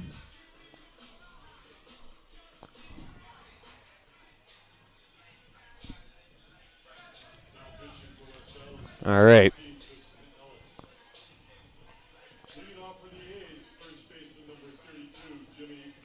So we got Tristan Ellis now pitching for West Allis. We have an attendance we'll be able to get you here. And we'll see if we have any stats on Tristan. Nothing. No stats for Tristan Ellis at all. Jimmy's up. Hopefully he can do something. Hopefully, as it's a 3-3 ball game now, what the A's didn't expect. He follows that one back. You know, we were lucky to keep it at 3. West Allis had a great opportunity, and they did get a run, but boy, they could have got a lot more. Jurgensen down 1-2 in the count. Stelmacher and Becker will be up next. There's a towering center field ball back and caught near the warning track. Jurgensen just missed it, had a good sound off the bat, was going to the deepest part, but he comes up with a simple flyout. Yeah, Meidel had a great jump on that ball. I think if Jimmy pulls it, he's it's going to drop down for a hit, but he hit it to a pretty deep part of the field, and Meidel able to catch it. Our attendance here tonight, Wildwood Park, 242 people here. That's about 100 more than posters we had to give away in the ballpark. 316 paid. So once again, those season ticket holders, where are you? Yeah, exactly. Oh, beautiful breaking pitch. Fooled Stelmacher as he falls behind 0-2. McMartin going to go help Nia get in here. He's got his hands full following the dress like a ball player game. And a little base hit through the infield. Sage Stelmacher makes it on, and that'll be a one-out single for Sage to bring up Bennett Becker. Single for Sage, right or down. A's go get their through the seventh press hit of the box game. crew. We got C.J. Skelton doing audio enhancements and announcements. Bill Wagner, our field announcer. Mike and Jordan doing the live stream. We have interns here tonight. Jordan, Annalise is not here tonight, but we'll mention her name anyway. Nia Zhang and Connor DeWitt. And one out and a runner on. Sage Stelmacher with a nice base hit through the shortstop and third base territory. All right. And ahead is Bennett Becker, 1-0. Bennett was hitting 222 coming into tonight. He got robbed of a hit and struck out his last time. Hopefully he can keep the rally going, right? Would love to get on and then bring up the top of the order. 1 ball, 1 strike, 1 out, 1 on. Number 11 at the plate. Swing and a miss on a low, and they're going to be able to get Stelmacher over to second. Count goes to 1-2, though.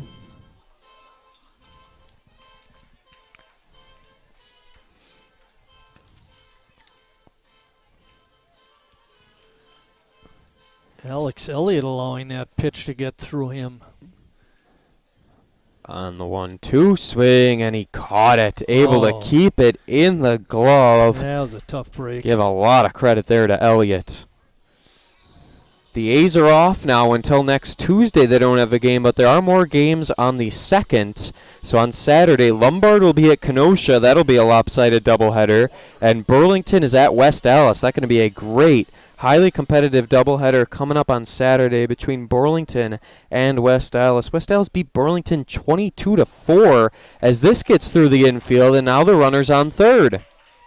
That ball hit our home plate umpire, Al Hockmuth, and it bit him pretty good. He's going to walk it off and hopefully be all right. But as I was saying, West Allis beat Burlington 22-4. That was Burlington's only loss, not to Lombard, and it was the most runs they've given up on the year by 10. They gave up 22 in that game. Their next closest was 12. So that was a big-time win for the Nationals over Burlington. In that stretch, they beat Kenosha 20-0, Lombard 4-3, Lombard 4-2, and then Burlington 22-4. I mean, they were winning left and right, including a non-league game against the Milwaukee Jaguars, 11-9 in that game. But overall, West Allis coming off a loss to Burlington, but they are playing well tonight. As we expected, it's a highly competitive, great matchup. You know, Al's going to be okay. He got hit in the right arm. Walked it off when he came back to home plate to brush off home plate. He did it with his right hand, brushing right hand. Of course. Brushed it right off. He's ready to go now. Good. That's good to see. It's a 1-0 count to Gus Walker, in case you forgot. And thankfully for the A's, Sage Stelmacher, easy for me to say, he was able to advance to third. There's a foul ball hit. Walker would love to get an RBI again. He was actually signing some of the posters that were given away. So if you were lucky enough to get a signed poster, congratulations to you. You're welcome. Yeah, right. I could have gone down and gotten one anytime. Way outside. Great job by Elliott keeping that one in play. Stelmacher looks like he's ready over there at third. Anything gets by Elliott, he'll be making for home plate. But hopefully Walker can just get him in with a single. Hopefully for the A's, they can get Ross Christ up to the plate, who hit a home run. Oh, swing and ticked it back. Yeah, that one Elliott not able to hang on to. And those kind of things, like when Becker, tipped it and it went into his mitt, Elliott's not really doing anything different. No, he's just hoping. It's reactions. And that one, thankfully for Elliott, was only with 1 strike to make it 2 strikes. It wasn't 2 and could have been the 3rd, but here we go. 2-2 count. Gus Walker. Sage Stelmacher on third base. Chance to give the A's the lead back. And a swing and a miss. He actually kept it in his glove again on another foul tip. So we'll head to the 7th inning. 3 Sheboygan, 3 West Allis.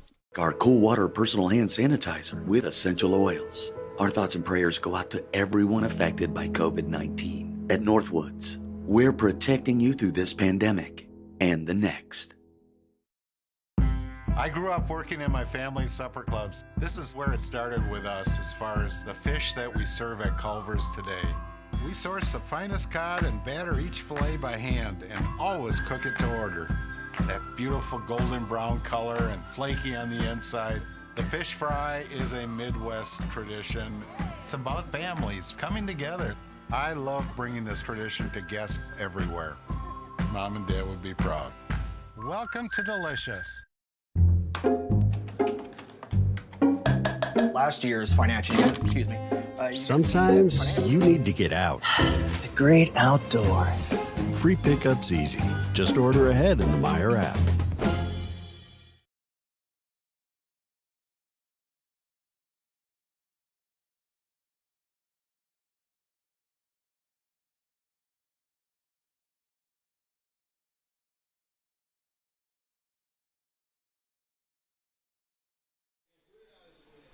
We enter the 7th inning. Brad Reinflesch still pitching. $200 given away in the 50-50 raffle. Something you're missing out if you're not here. You missed your Gus Walker poster. We actually, I don't know if I told you this, there was a guy here at 5:30 for the poster. He got here an hour before gates open because he wanted to make sure he got it. That's Holy commitment. cow, that is commitment. Man alive. Jeez. He got it, though. That's all that matters. When I drove in and went and got the names of the umpires to make sure you didn't have to do it. But right. Anyway, Al Hockmuth was telling me, I got here a little early. I think he thought the game started at 7 instead of 7:30. I wish we had 7 o'clock starts. We can read the scoreboard better when it's a little later. It's true. There's that one day game where we could read it really good in the first game, but then in the second game we couldn't. That's right. The sun came out. Yeah. Rodman's up. He was had 2 straight hits before he finally grounded out. Let's hopefully we can get him out again. It's him, Armstrong, and Kaiser, the best part of the order. 2, 3, 4. Armstrong, Kaiser with some RBIs. Leaves it high. Reinflesch falls behind 2-0. Staying out here for the 7th inning. A's have basically a full bullpen to their exposure. And besides Blake Coons and Noah Emery, I'd say everyone's available. It's just a matter of if they're here or not. Swing and a miss. Poured that fastball in right down the middle. 2-1 now the count following the big fastball. Wind picking up a little bit towards left field. Swing and a miss makes it 2-2. Anytime Reinflesch falls behind in at bats, he attacks, and he gets right back in it. By the way, I noticed Hess went 5 innings, gave up 6 hits, 3 runs, all of those earned. He walked 1. Whew. That 1 walk wound up scoring. It did score. Reinflesch has 1 walk so far in this ball game. His 1 walk also scored. But finishing Hess's line, he had 1 walk, 5 strikeouts, did allow a home run. So you got Noah Armstrong now at bat following a big strikeout to Logan. It was a breaking pitch that just hung over the heart of the plate. Got right by him. And there's another one, and that'll be Ross Christ. It gets it off 2 hops and then lobs it in there over for out number 2. Again, half a step. Run a little faster. Doesn't want to hurt his arm. Number 00, yuck. Kaiser. Double aught. Jim Otto. Oakland Raiders. Would we have That's Sam? before your time. Yeah, would we have Sam Otto last night, Green Bay? Or Tuesday night? Yeah, Sam Otto. He had a nice game, by the way. I know he said that. By the way, as long as we're glad to see Al Hockmuth doing okay, we hope that Max Montgomery is going to be okay. Says a 1-2-3, the hardest part of the order. Rindfleisch makes it look easy. 7th inning stretch time in a 3-3 game. With free pickup, you can. Just order ahead in the Meijer app.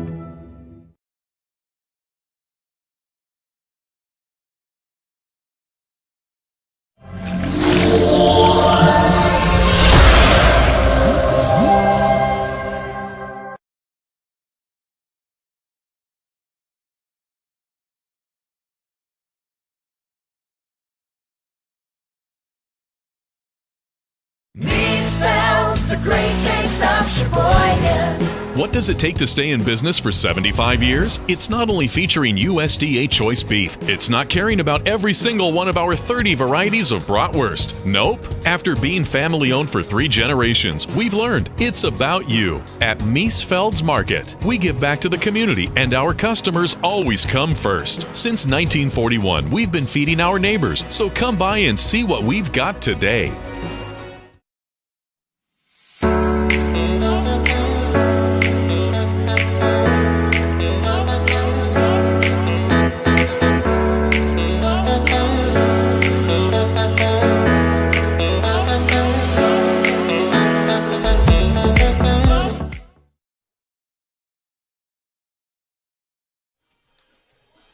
It'll be Tristan Ellis staying out there for West Allis. Again, we're not too sure the depth of their bullpen, but we know that Rindfleisch has gone through 7. You think his night is done, or you think he comes back? I think he comes back. He had a nice great inning. 7th inning, 1, 2, 3. He's retired the last 5 hitters.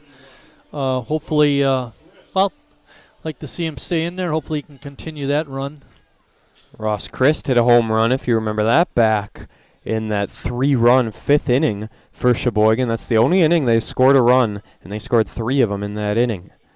Next pitch makes it 2-0. So CJ, that home run hit the scoreboard. If he breaks it, does he have to pay? Could be a costly home run. That would be very costly.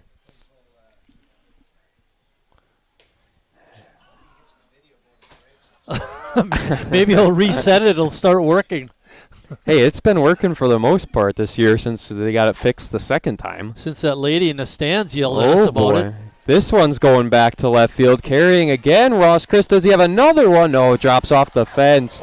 Into second base he goes. Kind of lost it, and there it went right in front of the Vista sign.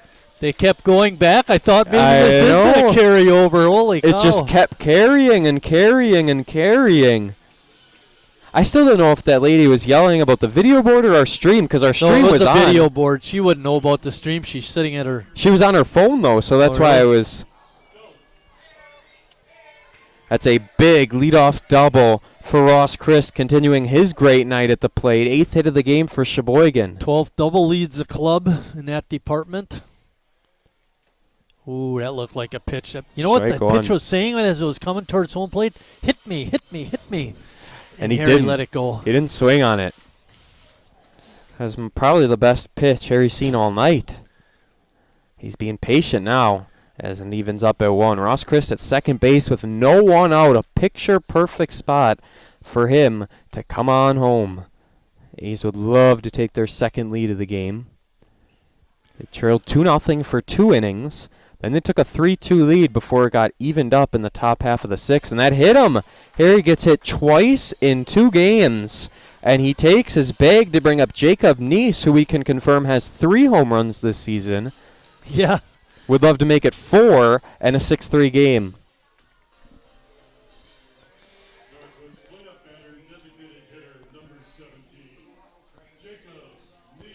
Nobody on as the A's are getting to Tristan Ellis. Hey, is Jacob the Northwoods cleanup hitter, Bill? Oh, I didn't hear you say it. Okay. Just checking. Keeping him honest. Ooh, he had a good rip at the back. You were talking too much. You couldn't hear him say it. That was the problem. Actually, I was looking at the score sheet. Can't multitask. Yeah, I don't do that so well anymore. Not anymore. 0-1 following the foul ball back, straight back into the net. And, low inside, gets the strike call. Jacob's going to have to battle now. Good news is there's no one out yet in the inning. Stelt on first, Christ on second.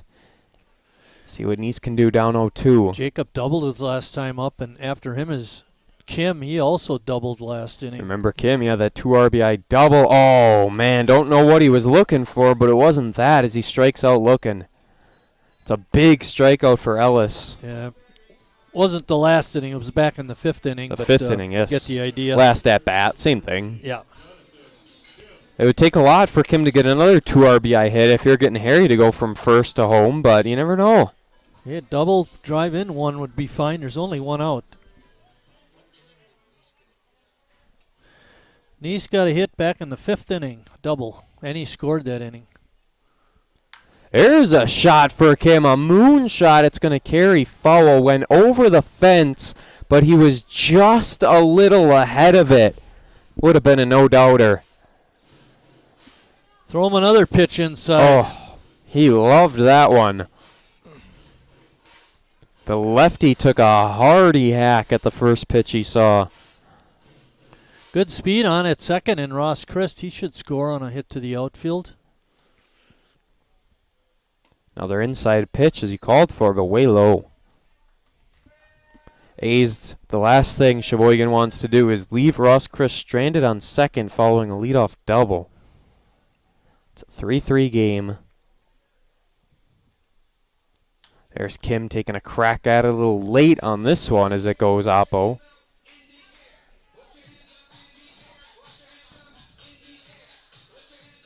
Crowd into it here tonight. We got some fans standing up to the first base line. They're putting their hands in the air right now as the song says. Kim 1-2 is the count. And left it low, 2-2. Good eye by Jonathan Kim. Just saw Nice go down on strikes looking. Sometimes if you're guess hitting, that's what happens. You know, you're guessing one thing and the he pitcher guessed throws wrong. something else, and all of a sudden you're caught looking. There's Kim, another foul ball, third one of that bat.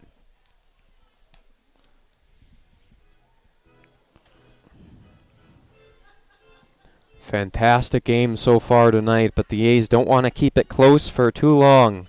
Got to take advantage of every single opportunity because you don't get a whole lot of them against West Allis. 2-2 count, full. Well, a lot of pressure on the Nationals pitcher, Ellis. And remember now, Tristan Ellis started the game as the DH in that 9th spot. Here we go at the full count. Just one out. Won't see anyone moving. And swing and a miss. High outside. Got him on strikes.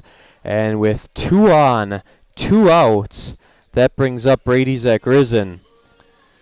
Brady came in for Jacoby Andreas in the 6th inning to play right field.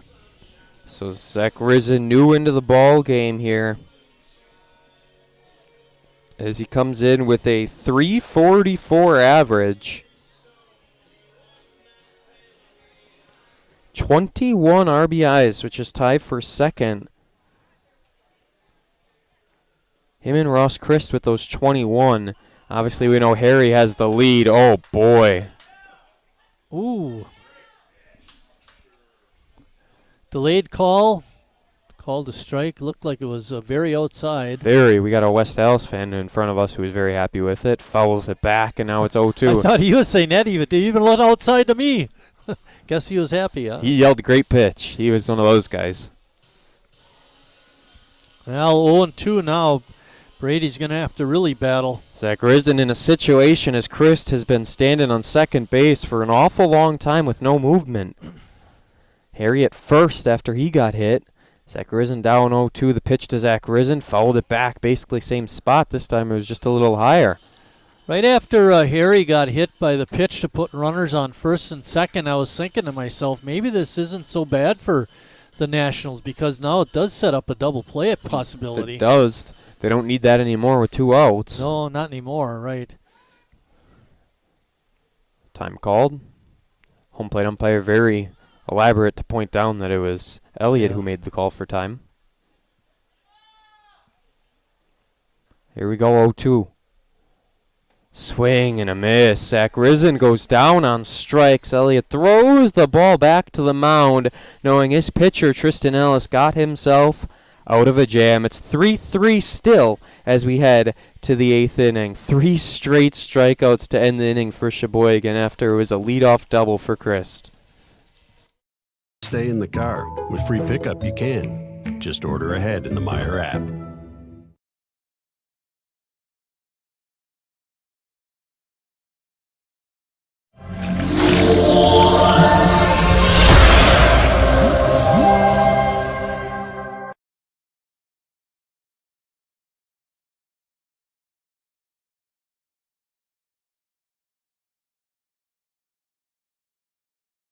Me spells the great taste of Sheboygan. What does it take to stay in business for 75 years? It's not only featuring USDA choice beef, it's not caring about every single one of our 30 varieties of bratwurst. Nope. After being family owned for 3 generations, we've learned it's about you. At Miesfeld's Market, we give back to the community and our customers always come first. Since 1941, we've been feeding our neighbors, so come by and see what we've got today.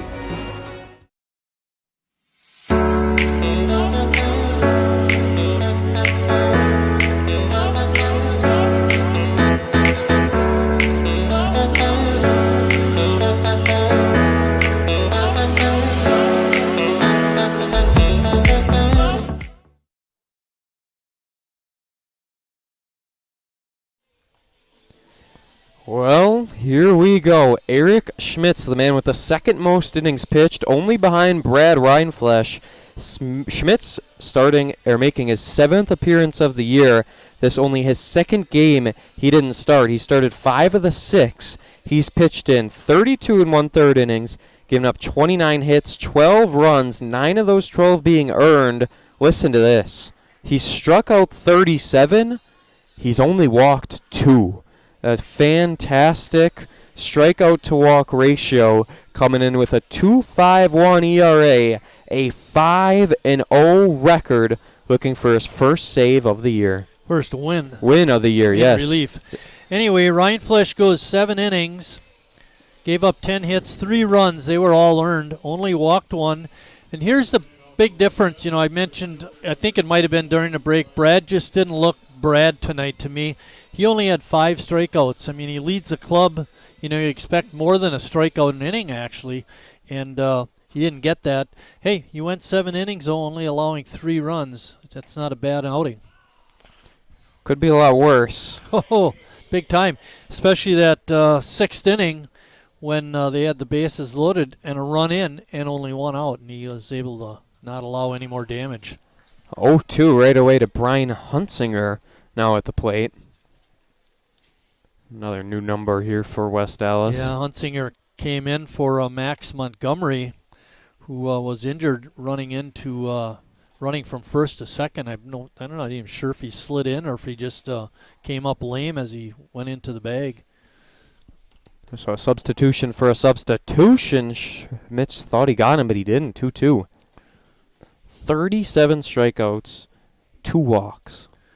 And we saw this Tuesday night where Tim Moyer came in with one of his top-notch starters to pitch in relief.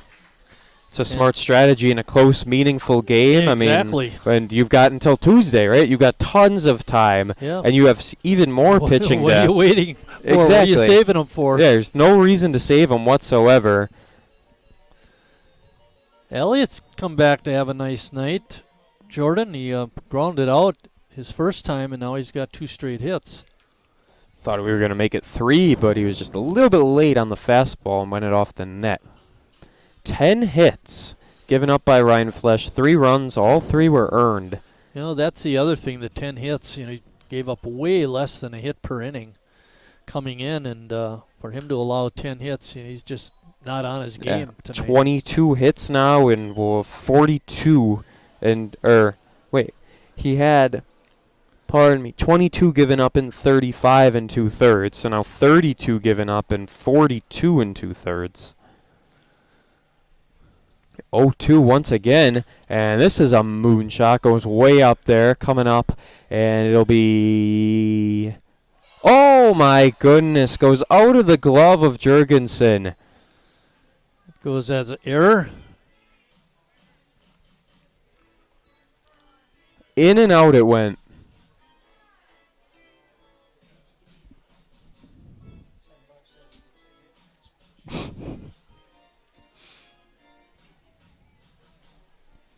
Elliott down 0-2, should be back in the dugout. And there it is into center field. Chris, can they make a play on it? It drops. CJ, be quiet over there. Gosh. Thankfully, no one bet him. Right after Jimmy missed that pop-up in foul territory, CJ is sitting over there saying, I bet he gets a base hit. He actually, I was going to say he put $10 on it, so he was, exactly. He called it exactly how it was. Tyrese Mitchell had that bunt down the third base side. Oh, that thing was crazy. Harry up even with the bag. So we got 1 on, 1 out following the error and base hit, basically combination on back-to-back pitches. Good breaking pitch inside, gets in there. Good effort by Chris on that soft fly ball out into center field. Just couldn't quite catch up to it. And again, of those 11 hits that the Nationals have tonight, there's only been a couple that have been hit real hard. Here we go. This could be 2. Oh, it gets through the legs of Becker. Oh, no. An E6 drawn up as could have been a 6-4-3, but now we got runners on first and second with 1 out. My goodness. Peter Torelli, he's up here next. Torelli is 1 for 3, singled his last time up. Drama in the top of the 8th inning as the A's defense is folding. 2 errors. Schmitz is doing his job. Oh, yeah. There's just no help behind him. It's kind of how that Lombard game went. Great pitching, and then all of a sudden 1 bad inning defensively, and that did him in. Late on the fastball, got it low off the barrel, fouled it back. Down 0-2 is Torelli. And this is the 3rd time we've seen someone down 0-2 against Schmitz. Both times they ended up reaching. The inning we scored 3 runs. So was that the base hit into right, and they're going to send the runner home, and he will make it in safely. It's a 4-3 game.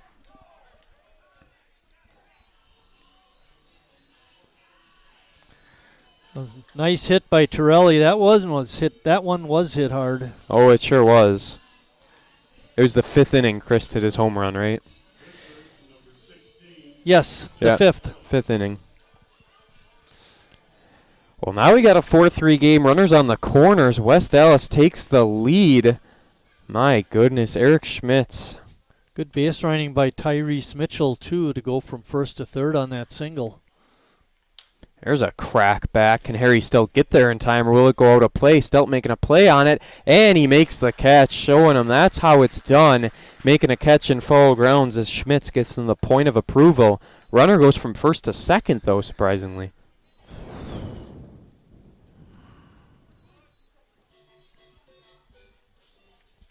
An empty bag at second means that runners are now on second and third for the top of the order in Jonah Mito. Yeah, Tristan this is another Ellis. one of those real key at-bats in the game. You're already down 1. You can't give them any more. Especially when you could have had one yourself in the top half or the bottom half of the 7th. Ross Christ, leadoff double, kept carrying back into left center, and then Harry Stelt gets hit, but 3 straight strikeouts ends it. Tipped it back. He falls behind. You guessed it, 0-2.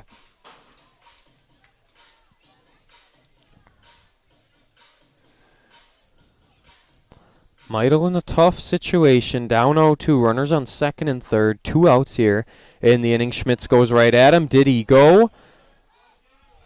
Yes, he did go. Flips his bat in frustration, but the second base umpire says yes, so we'll head to the bottom half of the 8th. Struggling times for the A's as they need a run. They're down 4-3.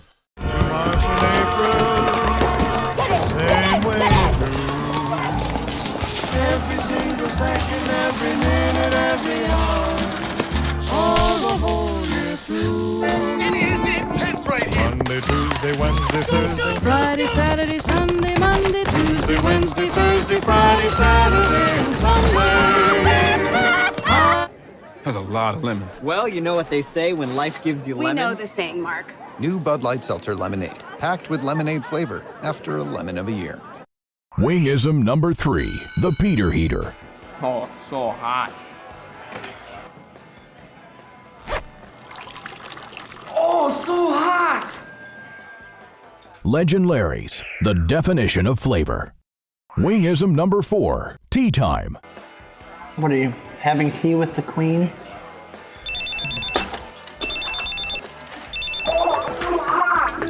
Hello. Nice. Legend Larry's, the definition of flavor.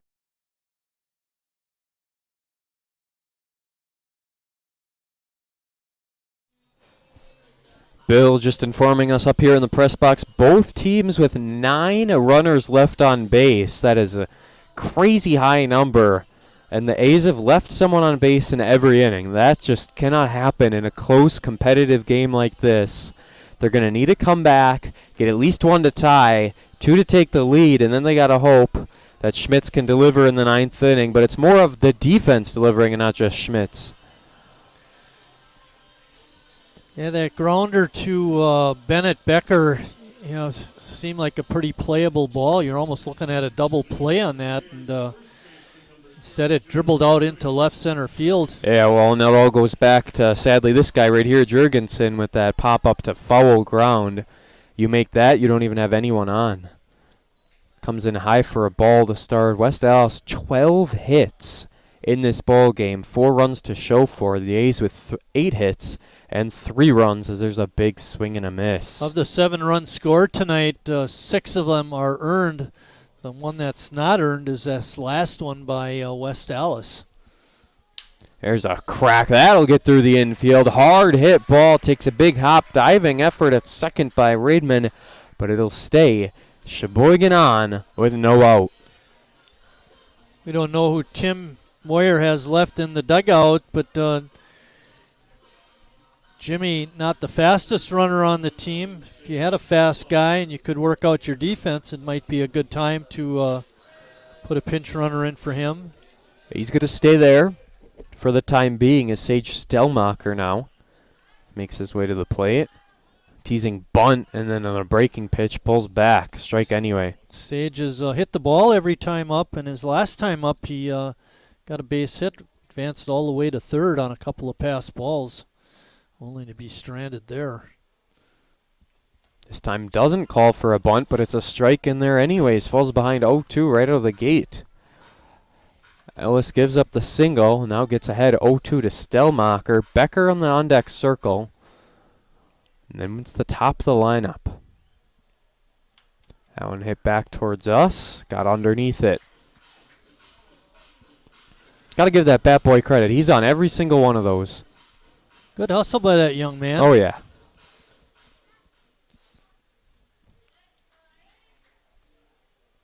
Always past his bedtime as well. A breaking ball.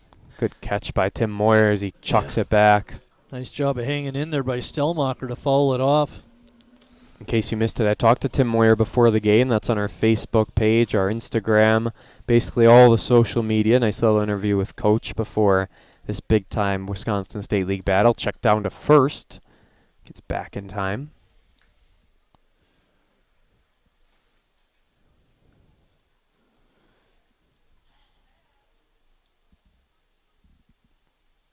That one does indeed get through. Jimmy Jurgensen will hold up at 2. Runners on first and second. We saw in the last inning, leadoff double, went for nothing. Now, 2 leadoff guys get on with base hits for the 10th hit of the game. And yes, indeed, we're going to see a pinch runner.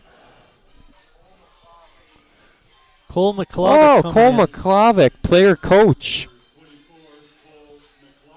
Good decision here with no one out. Get some extra speed on the bases as there's a mound visit now for West Allis. They're going to take the ball, pulling the plug on Tristan Ellis.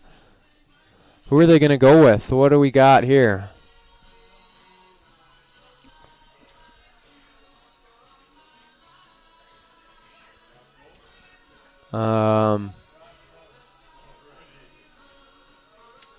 Former A, right? Robert Coe.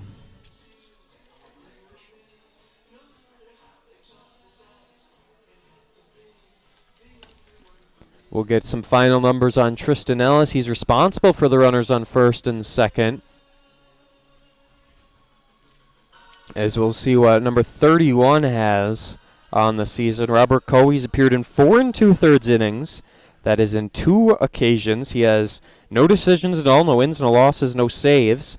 He's given up 5 hits in those 4 2/3. 4 runs, all 4 of them being, 4 hits, I should say. 4 runs, 3 of the 4 are earned. 3 walks, 5 strikeouts.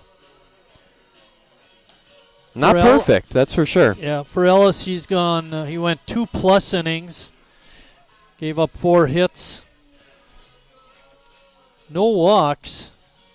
And did have 5 strikeouts. He struck out the side in the 7th when Sheboygan had runners on first and second, nobody out.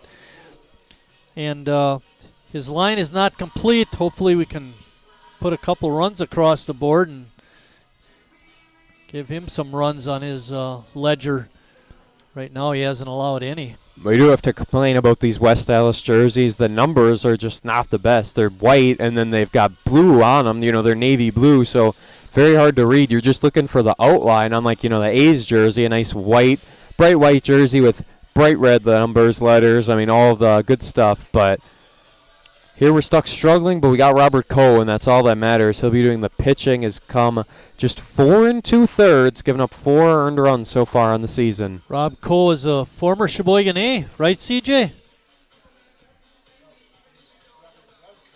Doug Coe, former Sheboygan A. Rob Coe looks pretty good, serving as the pitching coach tonight. They got a new third baseman. We got to try and figure out the number. Well, now he's covering it up. Of course, he's not going to turn around. There he goes. 2? I think. If it's number 8, that's Meidel. No, I take that back. Kyle Kalkoff. Kyle Kalkoff, number 8. Okay, Kyle Kalkoff at third base now. Here we go. After a delay, we've got runners at first and second. Cole McClavic is at second base.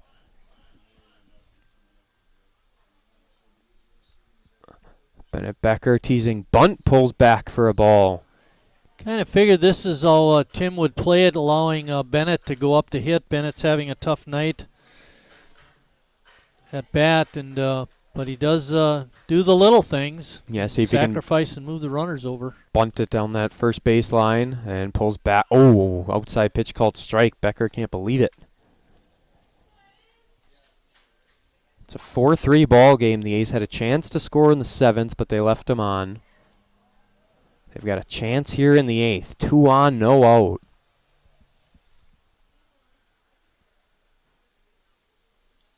See if he goes back to bunt on a 1-1 count. There he does. Lays down a good one. Advancing to third, advancing to second. And does he get there in time? He does not. He is... Are they going to have interference? We might have interference. Well, I think he might. Yeah, he never did have the bag, really. He was trying to make the tag, and he's going to ask for help. Kalkoff coming over to offer his 2 cents worth. They don't want to hear it. So we'll see. We might have bases loaded, no outs for Gus Walker. Oh. He is called out. All right. A little deflating here in Wildwood Park. However, runners are on second and third for the top of the lineup with just one out. Big time situation for the poster boy. He's only reached base in the third inning where he had that double. But other than that, grounded out twice, struck out once in the sixth inning. Gus was one of Allis's 5 strikeouts. Inside. He's playing awful close to the plate. They thought that might have been a strike call. It almost sounded like it nicked him, but yes. Apparently not. Another great opportunity for Sheboygan. Infield playing very, very shallow. Walker hits this one into center field. Should be deep enough for Maklavich. Will it be is the question. They're going to send him. Oh boy, looks like a good throw. Dive and he's in there safely. Going to hold up at second base, but this is a 4-4 game. The arm in center field by Meidel, not enough, as it's a sacrifice fly for Gus Walker. Cole Maklavich doing what he does best, and that is know the fundamentals.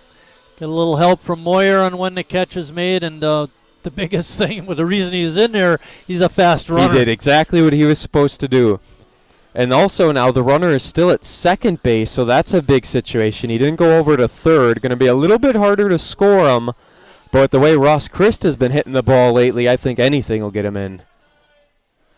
4-4 game. Hits it back foul. Even though Sage is a catcher, he runs very well.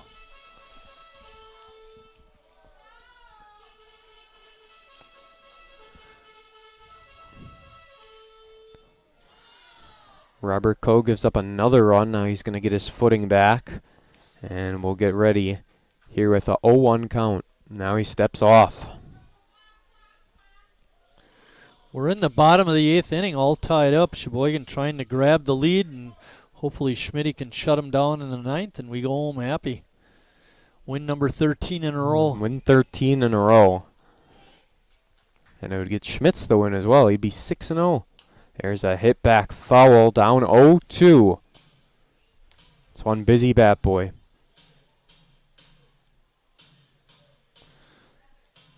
Here we go. Sheboygan now with 10 hits. The big problem, though, is those 2 errors up on that scoreboard. It wouldn't be a 4-3 game if it wasn't for those. It's hit back very high. That's going to go foul as well. We'll have some of the kids go retrieve that one, get their dollar coupon, and we'll reset.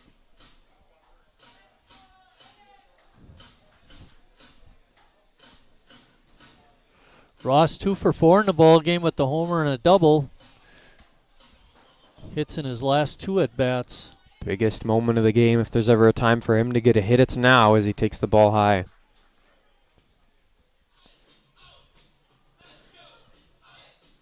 Good crowd here tonight, and they want an A's win. And a nice crowd still here. Oh, yeah. For late in the ball game. There's another one hit back. Gonna chase it and see if it goes out of play. It does. 4 foul balls in this AB.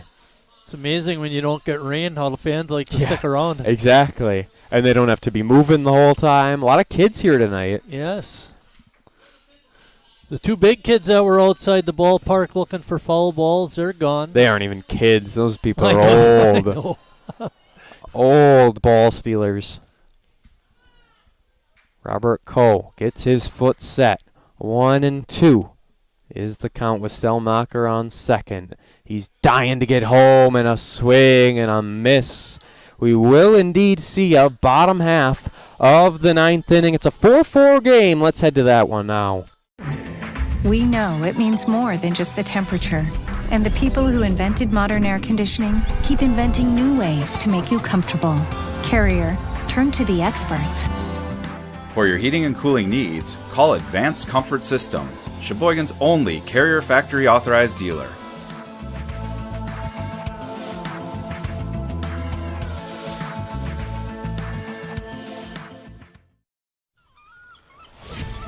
When a Bud Light legend comes back, they do it carrying a squeaky beach chair, an inflatable dolphin, and a cooler full of perfectly chilled Bud Lights on hot sand, wearing only one flip-flop.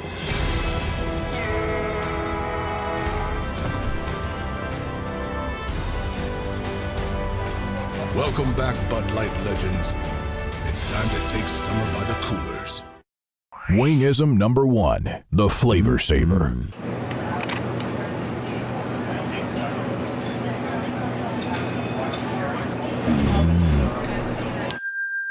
Legend Larry's, the definition of flavor. Wingism number 2, the Joker. Then her dad walked in. Dude, we're done eating. Use a napkin. You serious? Yeah. Are you serious? Yeah, I'm serious. Why so serious? Legend Larry's, the definition of flavor.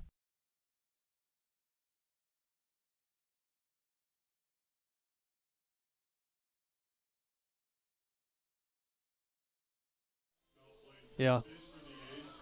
Hunter Steger will play in first base following the substitution with Jurgensen coming out for McClavich.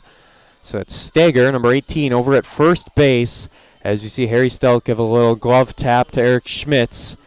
Schmitz just going to try and keep the score intact, and then the A's looking for another walk-off. When I was talking to Tim Moyer before the game, he said we were getting kind of lucky at times. We were pitching well, we were hitting well, and we were hitting a lot of walk-offs, and that's very, very true. We've seen quite a few of them here at Wildwood Park so far this season. It's all about when you get the hits. But it's also about getting hits for West Allis right now because they're 2, 3, and 4 hitters. Best part of the lineup, they were hot early in the game, and now they've kind of cooled down a bit. We'll see what happens here with Logan Raidman. And will it get through the infield? Christa's right there, and he throws it over, and uh-oh, it's off the bag.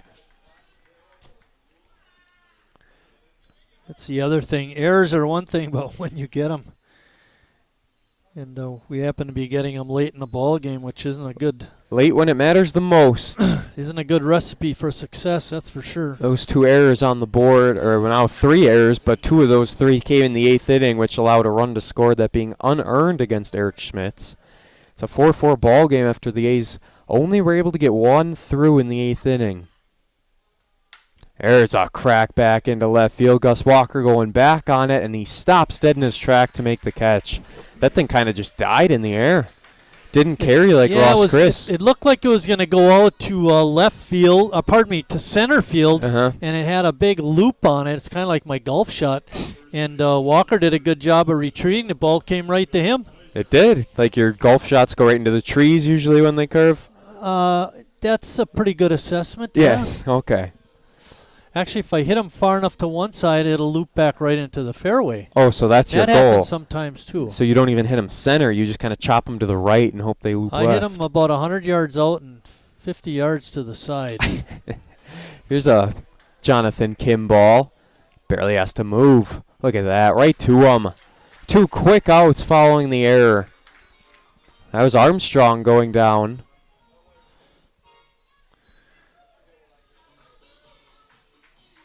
Hunsinger's up. Getting his second at bat.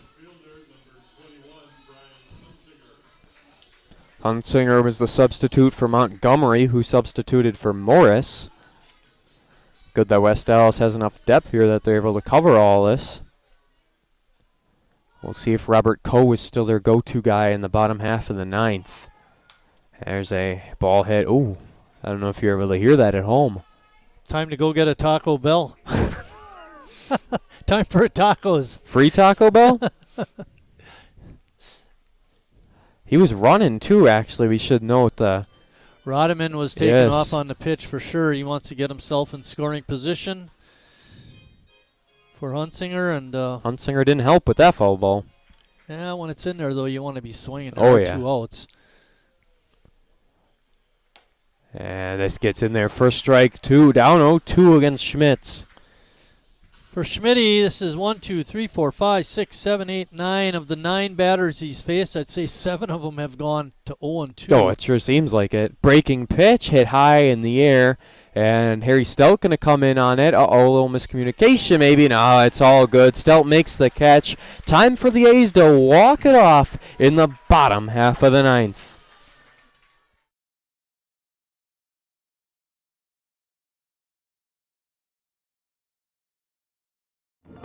January, February, into March and April. Same way through. Every single second, every minute, every hour. All the whole year through. It is intense right here. Monday, Tuesday, Wednesday, Thursday. Friday, Saturday, Sunday, Monday, Tuesday, Wednesday, Thursday, Friday, Saturday, and Sunday. That's a lot of lemons. Well, you know what they say when life gives you lemons. We know the saying, Mark. New Bud Light Seltzer Lemonade, packed with lemonade flavor after a lemon of a year. Wingism number 3, the Peter Heater. Oh, so hot. Oh, so hot! Legend Larry's, the definition of flavor. Wingism number 4, Tea Time. What are you, having tea with the Queen?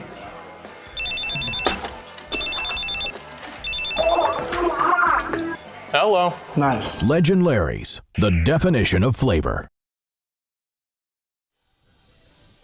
Sheboygan could not ask for a better part of the lineup. 3, 4, 5, Stout, Nice, Kim. It is good things ahead for Sheboygan here in the bottom half of the ninth inning, looking for yet another walk-off win here at Wildwood Park.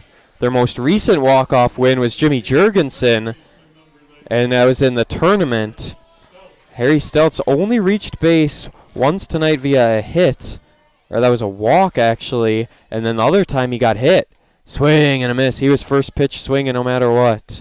He's reached base in his last 2 at-bats though. That's all that matters. Big smile from Robert Moe as his next pitch to Stout. There's a go into right field, and that will drop. Leadoff single. Harry Stout getting things going in Sheboygan A's fashion as that brings up the Northwoods cleanup hitter, Jacob Neese. He's had a double in the 5th, but his other 3 at-bats have been a bit of a struggle for him, and Cole trying to slip that fastball by Harry didn't work out so well. Not at all. Harry was swinging on a breaking pitch at first, and then he hammered the next pitch for the 11th hit of the game, my eye, and inside. One more hit evens things up at 12 hits apiece. The big part of this game, though, it's even, 4 runs each. Harry not taking a big lead over at first. Nor would we expect him to. Oh, big swing and a miss on a breaking pitch. You don't need to get it all at once. Any little bit'll count. Try and get on. Try and move Harry around. Jonathan Kim on deck. He's got some RBIs this game. There's a swing, and he was just a little bit late on it as it goes off the wires. Falling behind 1 and 2. Neese the DH here tonight. He's the Northwoods cleanup hitter. Down in the count, Stelled at first, swing and a miss, goes down on strikes to bring up Jonathan Kim. Tough night for Neese. Kim has had a nice night though, Jordan, with a couple of hits and 2 RBIs. Kim does not have a home run on the season. Would this ever be a time to get him his first career home run with the A's? Hitting a 4-4 game, 1 out. First pitch, inside, strike 1. Yeah, good pitch by Cole on the inside corner. Caught Jonathan a little bit by surprise. He likes the inside pitch. Remember, he fouled it back. Yeah, pulled that one deep down the right field line. 315 feet out there. Outside now. Went in on the first, went out on the second. It's a 1-1 game. If we do go to extra innings, it'll be the second time in the past 2 games the Nationals have gone 2 extras. They lost 5-4 to Burlington in the bottom half of the 10th on Tuesday. Swing and tipped it back. It didn't stay in the glove of Elliott like he's done all night long, but didn't matter as the count goes to 1-2. Waiting on deck is Brady Zachrisen. Didn't have the best first at bat, but you forget about that one, and then you focus on this one. Kim down 1-2 in the count.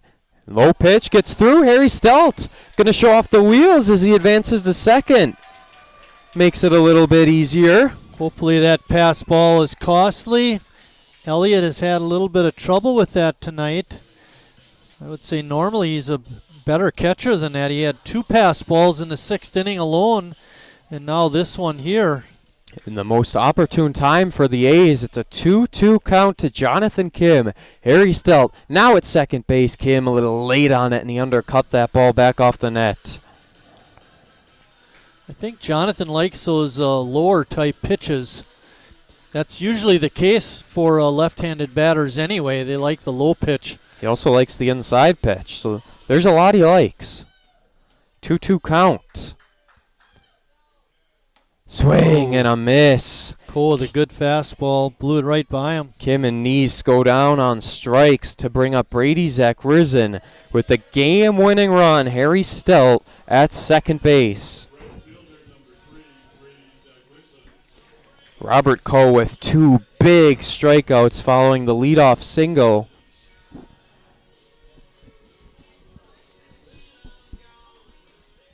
Here we go, Zakrizin. Just his second at-bat of the game, fresh into the contest. First pitch, holds up. Cole has been a good option for West Allis since he's come in. He's recorded 3 strikeouts of the 5 outs he's gotten. He did. And outside as well. He's appeared in 2 games. He's gone 2 1/3 innings in each of them. This is second inning of work. 2-0 count to Zakrizin. Swing and a miss. Losing track of it as Elliott as it was right under him. I think he foul-ticked it. I think he got a really little piece of it. Yeah, you might be right. Couldn't catch it. It was sitting at his feet. Either way, it's a 2-1 count. Zakrizin's second time at the plate here tonight after he came in for Andreas. You can see Harry getting a pretty nice lead out at second. He wants to get every bit of this if it's a base hit. Swing and a miss on a low pitch to even it up at 2. 2 balls, 2 strikes, 2 outs. Runner on second.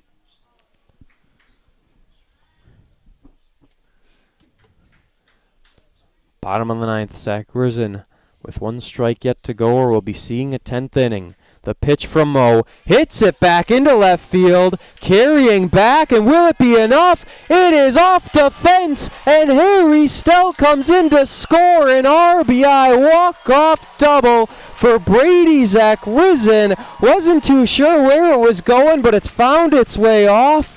And it is a 5-4, another walk-off win for the A's. Zakrizin credited with this one. Beautiful win for Sheboygan tonight. With 2 outs, Zakrizin able to come through in the clutch, getting the 4th double of the game. 1, 2, 3, 4, 5 doubles in the ball game. The last one being the game winner. Sheboygan finishes with 5 runs, 12 hits, and 3 errors. West Allis, 4 runs, 12 hits, and no errors. The winning pitcher, Eric Schmitz, doing a great job. The losing pitcher, I thought he was going to do a nice job. Yeah, he did. The big hit was Rob Cole. And Sheboygan, a winner, runs it to 13 in a row. It's crazy, isn't it? The Sheboygan A's with another walk-off win. They probably had 4 walk-off wins in the 13-game win streak. 5-4 over West Allis. This big for the standings as Addison was losing to Lombard. They'll fall to 8-7 as the A's go to 9-8. West Allis 10-7. So a lot of moving parts in the state league, but the A's have won 13 in a row, and they're off until next Tuesday, where they will play Green Bay. We'll be right back here for that game. Everyone have a safe and happy 4th of July. The A's win on a Brady Zakrizin walk-off, 5-4 the final from Wildwood Park.